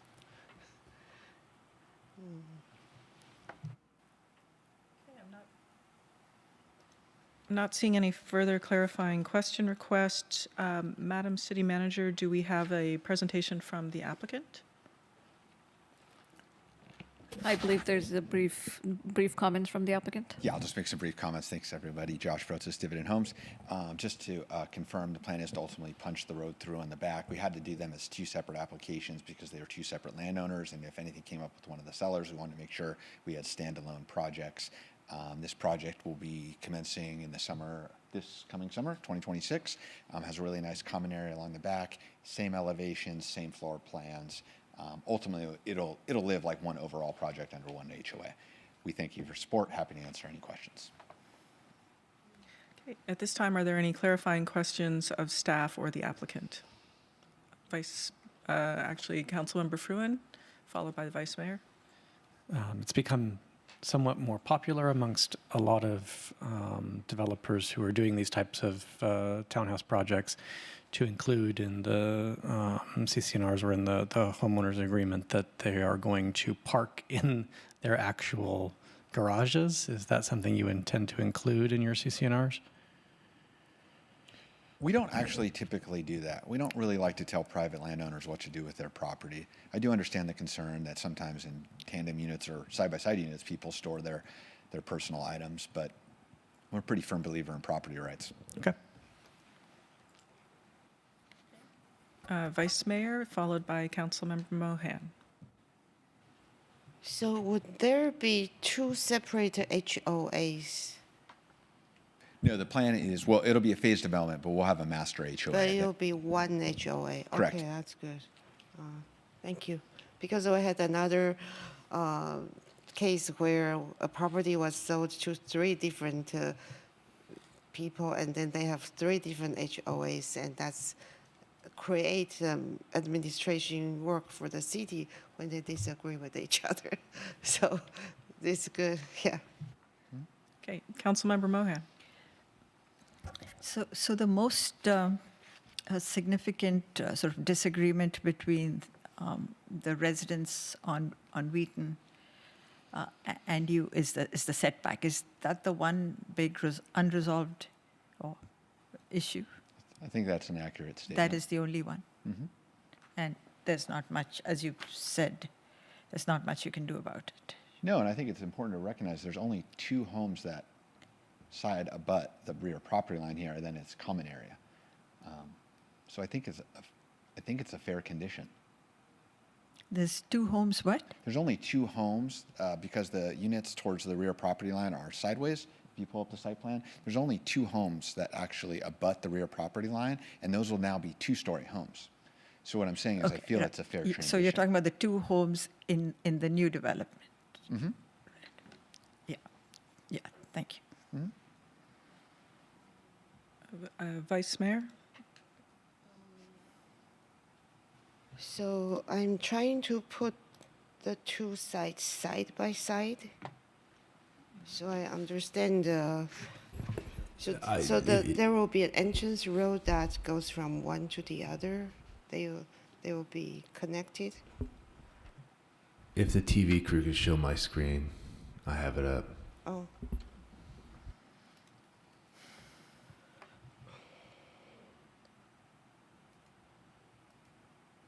Yeah, so if you see behind building 3 on the project we're looking at right now, it shows green open space because we had to design them as separate projects. But ultimately, whenever we develop 2011 and 2085 Stevens Creek Boulevard, the road will put language in the CCNRs that allows us to push the road through. So actually, it'll have a loop road, assuming the second phase is developed, and then the homeowners will all be able to use the open space in the 32-unit portion. We thought it made more sense to have them ultimately connect and live as one project. Okay.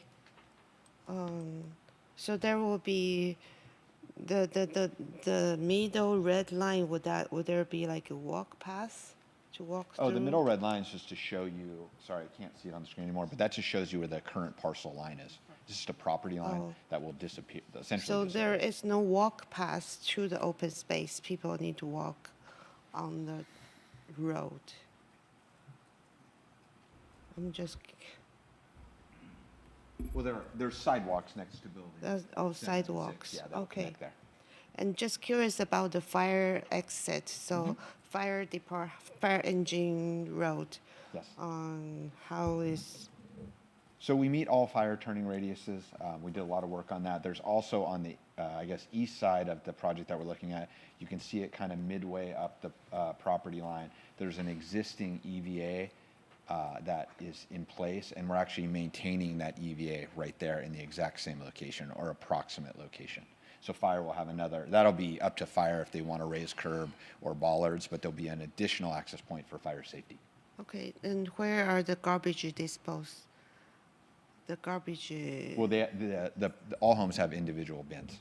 And then the garbage trucks will need to be able to drive into them? Correct, yes. That's all been cleared by Oh, track. so so it's large enough for the garbage truck to maneuver? Absolutely. We wouldn't be here tonight if there wasn't. Okay. Yeah, we went through all that. Thank you.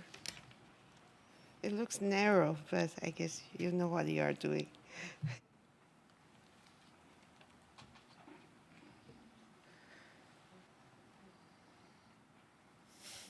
Okay, I'm not seeing any further clarifying questions. So now we will go to public comments. Madam City Clerk, are there any public comments on this item? Yes, Mayor, we have 4 requests to speak in person in Community Hall, and I'm currently seeing 2 hands raised remotely, so about 18 minutes. Just a reminder for any members of the public wishing to speak on this item should submit a request to speak or raise their hand virtually within the first 9 minutes. So we'll move to in-person public comments first. Todd McNair, followed by Whitney McNair, followed by Jerry Sue. Welcome, Todd. Thank you. This project actually is, my house is the one that is directly abutting the second building from the right. So this is one that affects me personally. I asked of the council to, when you do the motion for the approval, to include the friendly amendments that you did in the other project for this project as well. And that's it. I'll cede my time. Thanks very much. Thank you, Todd. Next up, we have Whitney McNair, followed by Jerry Sue, followed by Sandy Siren.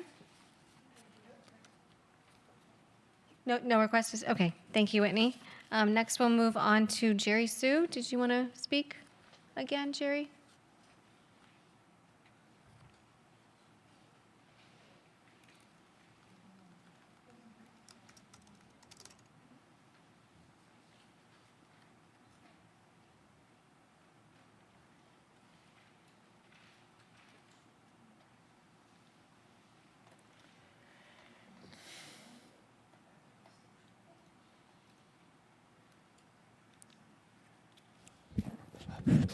Yeah, I don't have too much. About the same, I don't understand what they say. They cannot move a little bit at the middle green area, the landscaping, cut a little bit there to the rear to increase the rear setback. I think it's possible, not to affect any design, not to raise any cost for the redesign or shifting.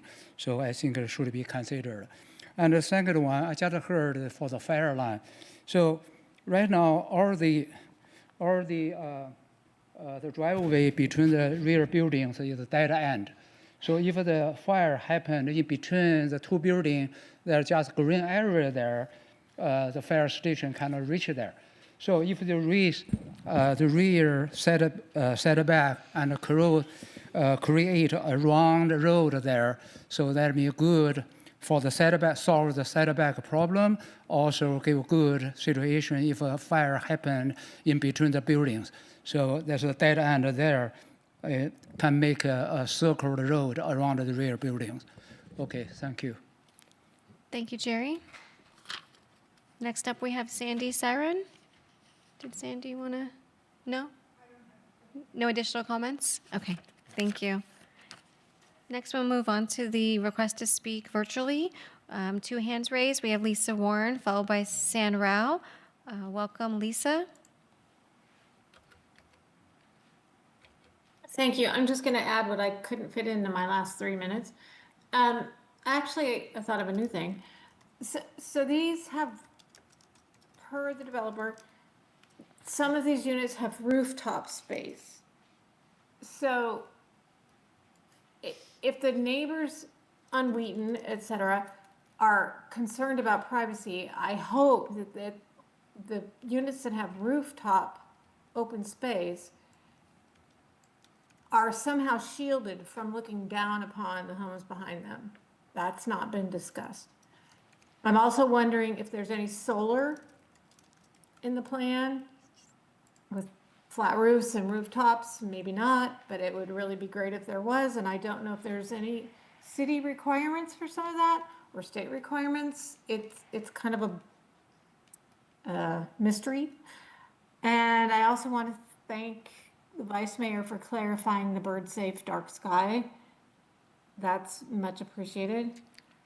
And I really appreciate that the developer is putting the park and open space in the first phase, I think I'm correctly stating that, so that it's there for the first phase to enjoy until the second phase is done, and then they all can enjoy it. And I totally agree with Councilmember Fruin's, you don't get what you don't ask for.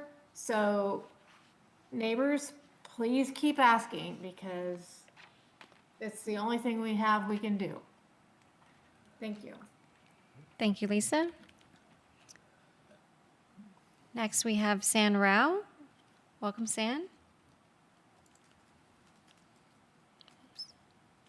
Good evening, Mayor Moore and council members. I'm the chair of the Planning Commission, but speaking on behalf of myself only, I want to apologize for not being there for the earlier part of the hearing. I want to thank the vice chair of the Planning Commission for covering for the hearing while I was unable to be there. I want to recognize that this project actually brings in close to 90 new Cupertino families that we very much need into the neighborhood. And so while you're hearing from a wide variety of stakeholders on this project, as we did at the Planning Commission, I think what you're not hearing from are those 90 families that if they were there today would probably have also spoken on behalf of themselves for being able to, for the price that they pay for these units, to be able to get that extra square footage of living space or extra square footage of usable backyard space in these already constrained units that we build these days compared to units that were built on lots that were much larger 30 or 40 years ago. And so I ask that council keep in mind these 90 new families that we very much want to welcome and want to make them fully achieve value for the dollar they're paying for these units. And so if we can achieve privacy, that's a good middle ground. I think the developer has gone well above and beyond what was required in reducing from three floors to 2 floors, and I appreciate that. And I would very much want to maintain, from a city perspective, cordial relationships with developers like themselves so that we can continue to achieve goodwill for future projects. What we do not want to do is have a conversation that takes advantage of their offer to be amenable and to then start to push even harder for changes. In any negotiation, we want to have a win-win. And I think we have a very good win-win outcome here. Again, if you keep in mind 90 new homes coming in are going to appreciate that extra space that they get. On the matter of trees versus hedges, maybe this was discussed, but perhaps privacy is better maintained with hedges that provide for a denser cover, and hedges may also be faster growing, but perhaps that topic was discussed. I know, having lived in a new subdivision myself over 20 years ago now in Santa Clara, I personally did not like the trees the developer planted. They were plum trees that happened to drop on the backyard concrete and did not allow for the concrete to be usable space. I had to have those trees removed and install new trees myself that allowed for the space to be usable. So there are some pros and cons to requiring the developer to plant trees versus giving that flexibility to the homeowners who would like to landscape and have their own beautiful landscaping of their own. So I ask that you consider the requirement to maintain privacy through the CCNR and the HOA versus enforcing it. Thank you. Thank you, San. And Mayor, that concludes the request to speak on this item.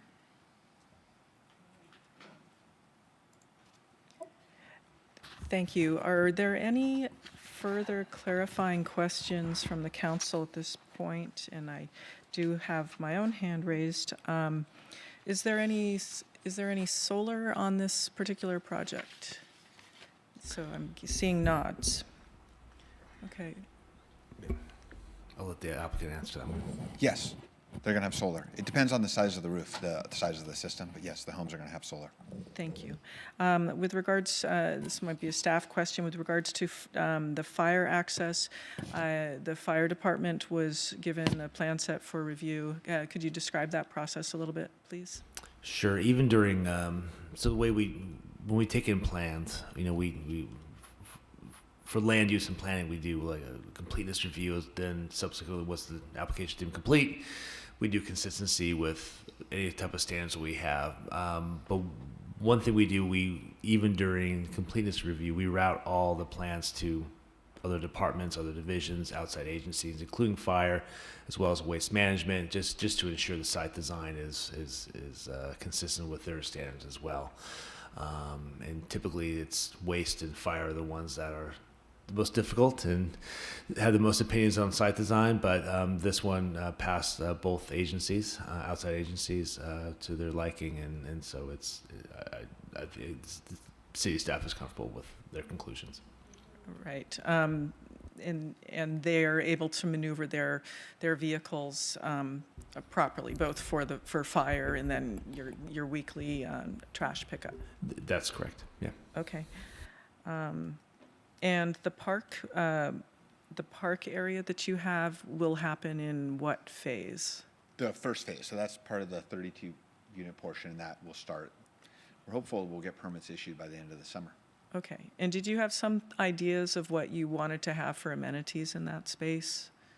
Typically what we'll do is we'll do trellis seating. We like to keep it open so the kids have somewhere to play.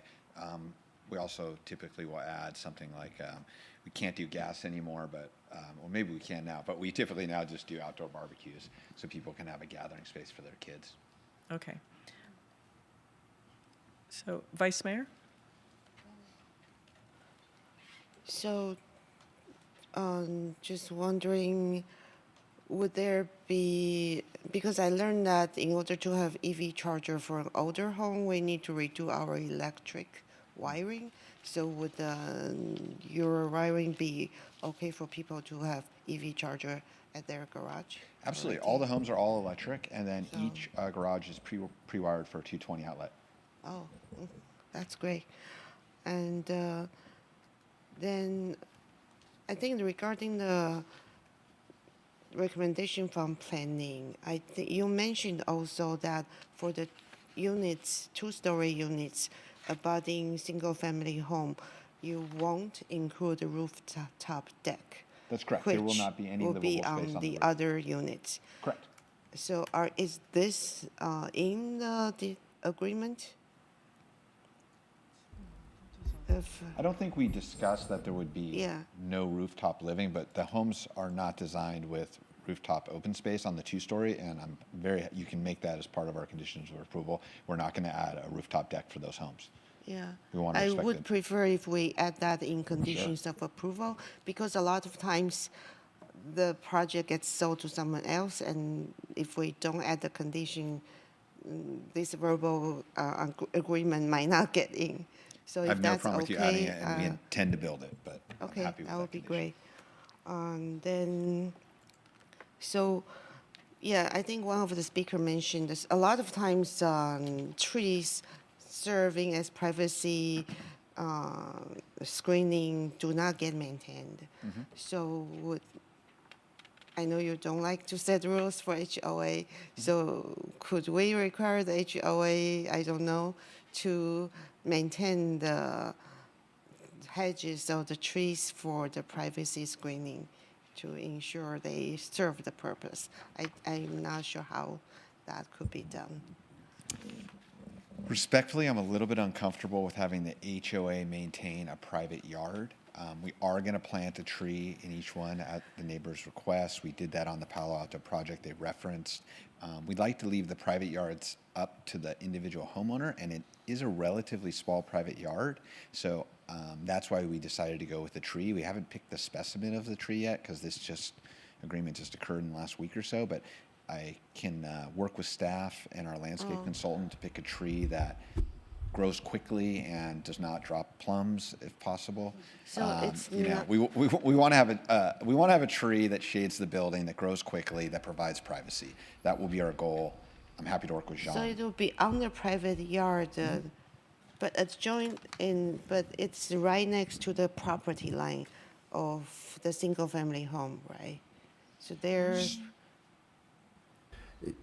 If I could add some clarification, any type of tree on these either of these projects will be considered development tree, which is protected by per the municipal code. So if they were going to remove it or trim it more than 25% of the foliage or canopy rather, that would require a tree removal permit. And so subject to permit fees and replacement and whatnot. Okay, let me clarify. So this is so the tiny strip of green in the north, that will be a private yard for the unit that's the end unit in.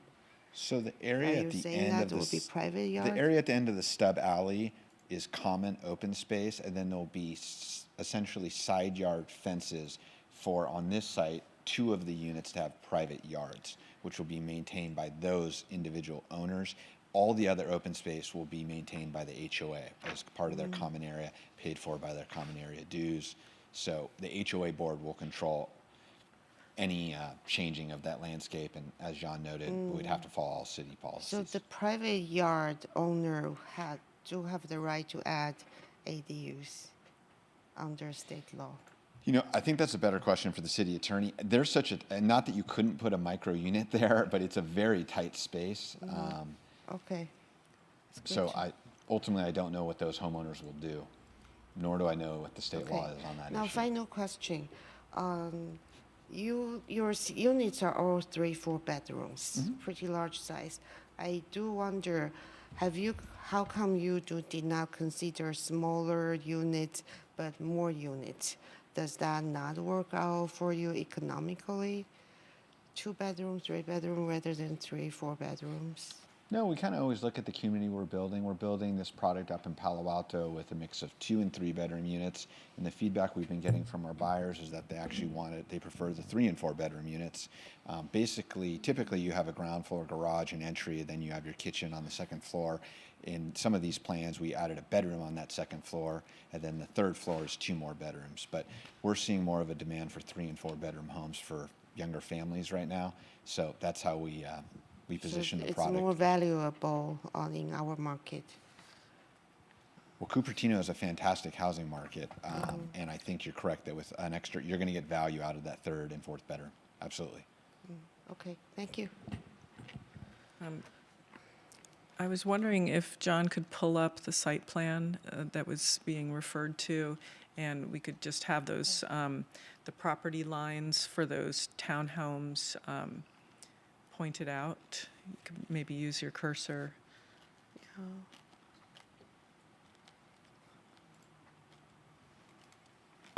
Would you like the site plan that shows both phases together? I would prefer that one, yeah. Sure. There we go. Okay, so looking in the northeast area, so where is the yard space for the end units? So if you look at the area that's next to the garage, it's a shaded in a little bit of a different green. That's where the private yard is going to be. So that's what you mean by micro ADU? I mean, it's just not a large, to be honest, our homeowners are thrilled by it because most town homeowners don't get a private yard. And when we've been able to do it in other cities, it's been a success. That's part of the reason we agreed to do it, because it's a unique condition for a townhome. You typically don't see it. So yes, it's not a huge amount of space. So the tree request isn't actually in their side yard area. It would be in the common open Actually, space. no. We have trees planned in the common open space. This is just a rendering for what it's worth. But in the private yards of the 2 on this project and the 4 on the other, we're agreeing to, originally we were going to plant nothing. Typically what we do is we just put in some sort of pad for entry into the home, and then we leave it to the homeowner. Here we're going to plant a tree and provide irrigation. The neighbors requested that, so we're going to plant a tree. That's what we did up in Palo Alto, the one they looked at. We're happy to do it. Okay. And what is the dimension of that side yard roughly?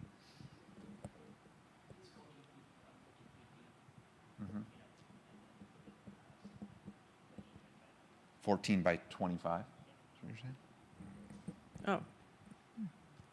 Oh. Okay.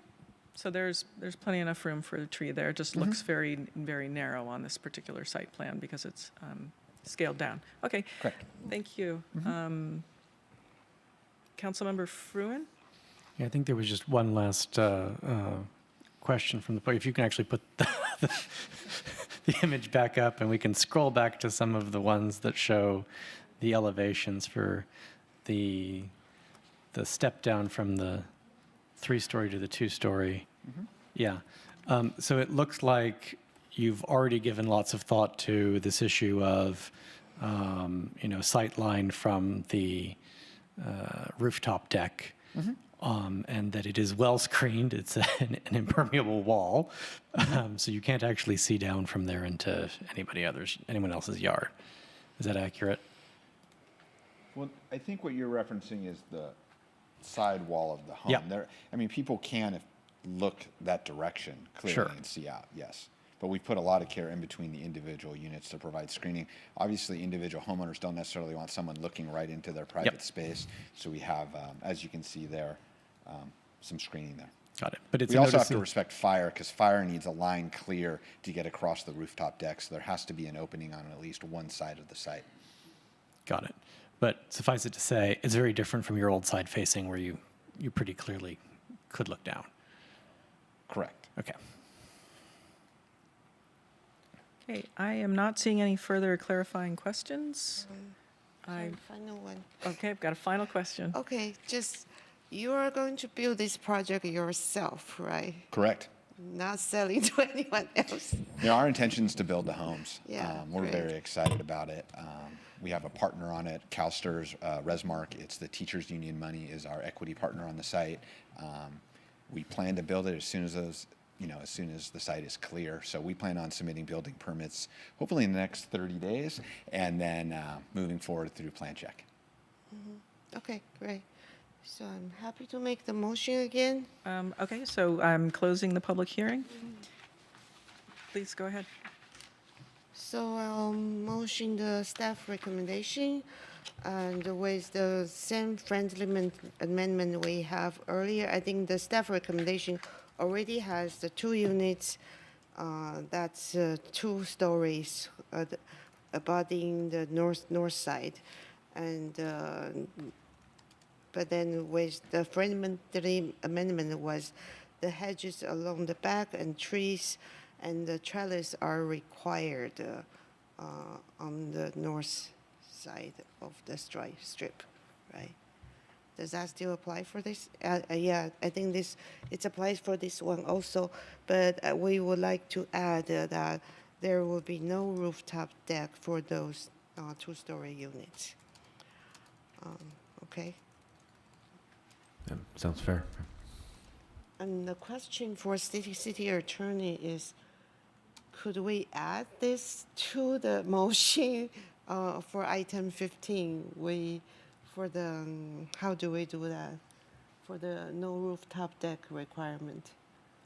Forgot to specifically mention it, although the applicant did mention they would not have a rooftop deck there. That's a good question. I feel like we've already finished with the last item, and it makes it very complicated to try to make that happen. Okay, fine. Okay, so that's the motion.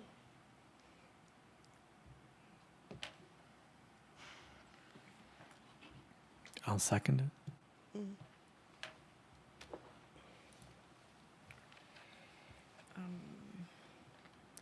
Would anyone like to make some comments on this item, or shall we just go to a vote? Just a minute. So, city attorney, so if we have majority on the council who, after we vote on this, who would like to reconsider. Yeah, we could do. We can do reconsider of item 15. It's true. I was just going to jump into we need to continue. remind that exactly, but we do need to continue the meeting at this time. Okay. So, no comment. All right. Madam City Clerk, will you please conduct the vote? And I think to continue the meeting, we should suggest that we will also go back in here, reconsider the prior item. Okay. So just to clarify, we're voting on number 16 at this time, right? Yes. Okay. Yes, the vote is ready for you.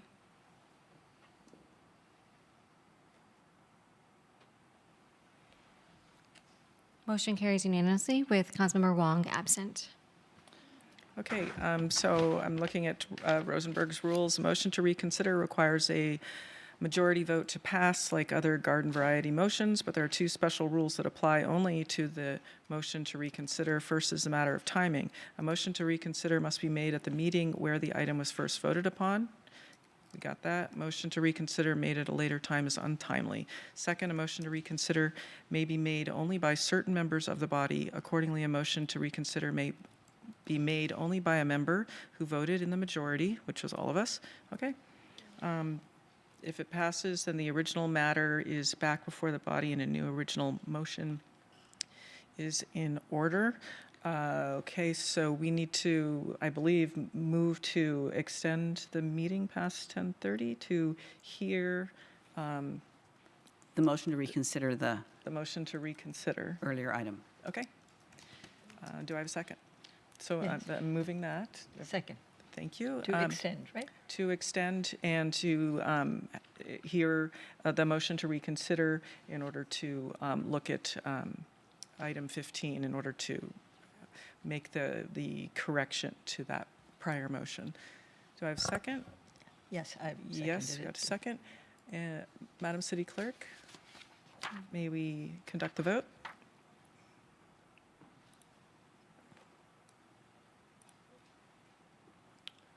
Okay. The motion carries unanimously with Councilmember Wong absent to extend the meeting.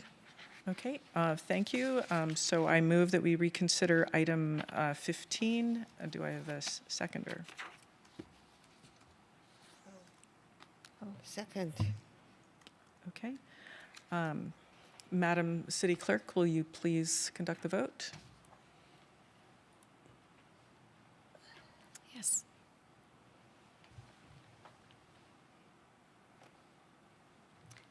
The motion carries unanimously with Councilmember Wong absent. Okay, so I'm not actually reopening the public hearing at this time. We are returning to the actual vote on the matter. Do I have a motion? I'll just make the same motion and with the additional condition that there will be no rooftop deck for the two-story units in the north. I think it would be cleaner if you identified the full motion. Oh, so the full motion was the staff recommendation plus, which already include the reduction of those north ending units to have only 2 stories. But then we are now requiring hedges along the back and trees on private side and the additional trellising on the fence, right? Oh, trees, trees. Is it? I think both, right?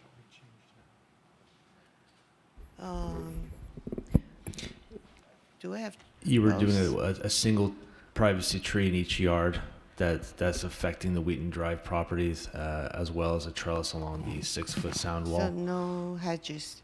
Yeah. Okay. So trees and trellis, and plus no rooftop deck on those 2-story units. Yeah, that's the motion. Madam City Clerk, could we go back to the items 16 motion to so it's- double check that it didn't have the hedges on there? Item 16. Yes. 16. I have add trees and trellis and no rooftop deck. And the hedges are not mentioned. Hedges were not mentioned. Okay, in so I'm number going to 16. second the new motion. Okay. Do we need any discussion? Anyone care to speak? Okay. Madam City Clerk, will you please conduct the vote?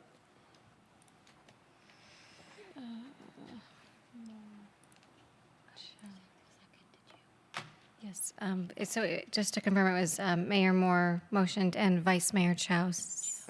Vice Mayor motion, the mayor second. Thank you for clarifying. Okay, the votes are ready for you now. The motion carries unanimously with Councilmember Wong absent. Okay, so that completes both items 15 and 16. We did not have a continuation of the oral communications. So we're on item 17. The subject is the city manager's report. City manager, would you like to make an oral report, or shall we move on to the next item? Mayor, my reports are included as written reports and links in the agenda. Okay, wonderful. Next, we have council member reports for your review, and that is item 18. And then we move on to future agenda items, which are tentative and subject to change. That's item 19. Madam City Manager, will we be having a presentation or comments on this item?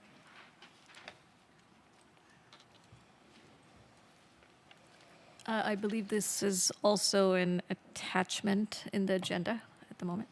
Okay, so we will not be having a discussion on it, is that correct? Okay, so that brings us to the end of our meeting.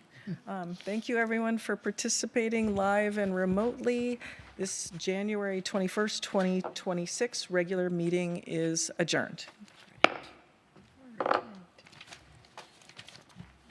only 4 minutes over. Woohoo.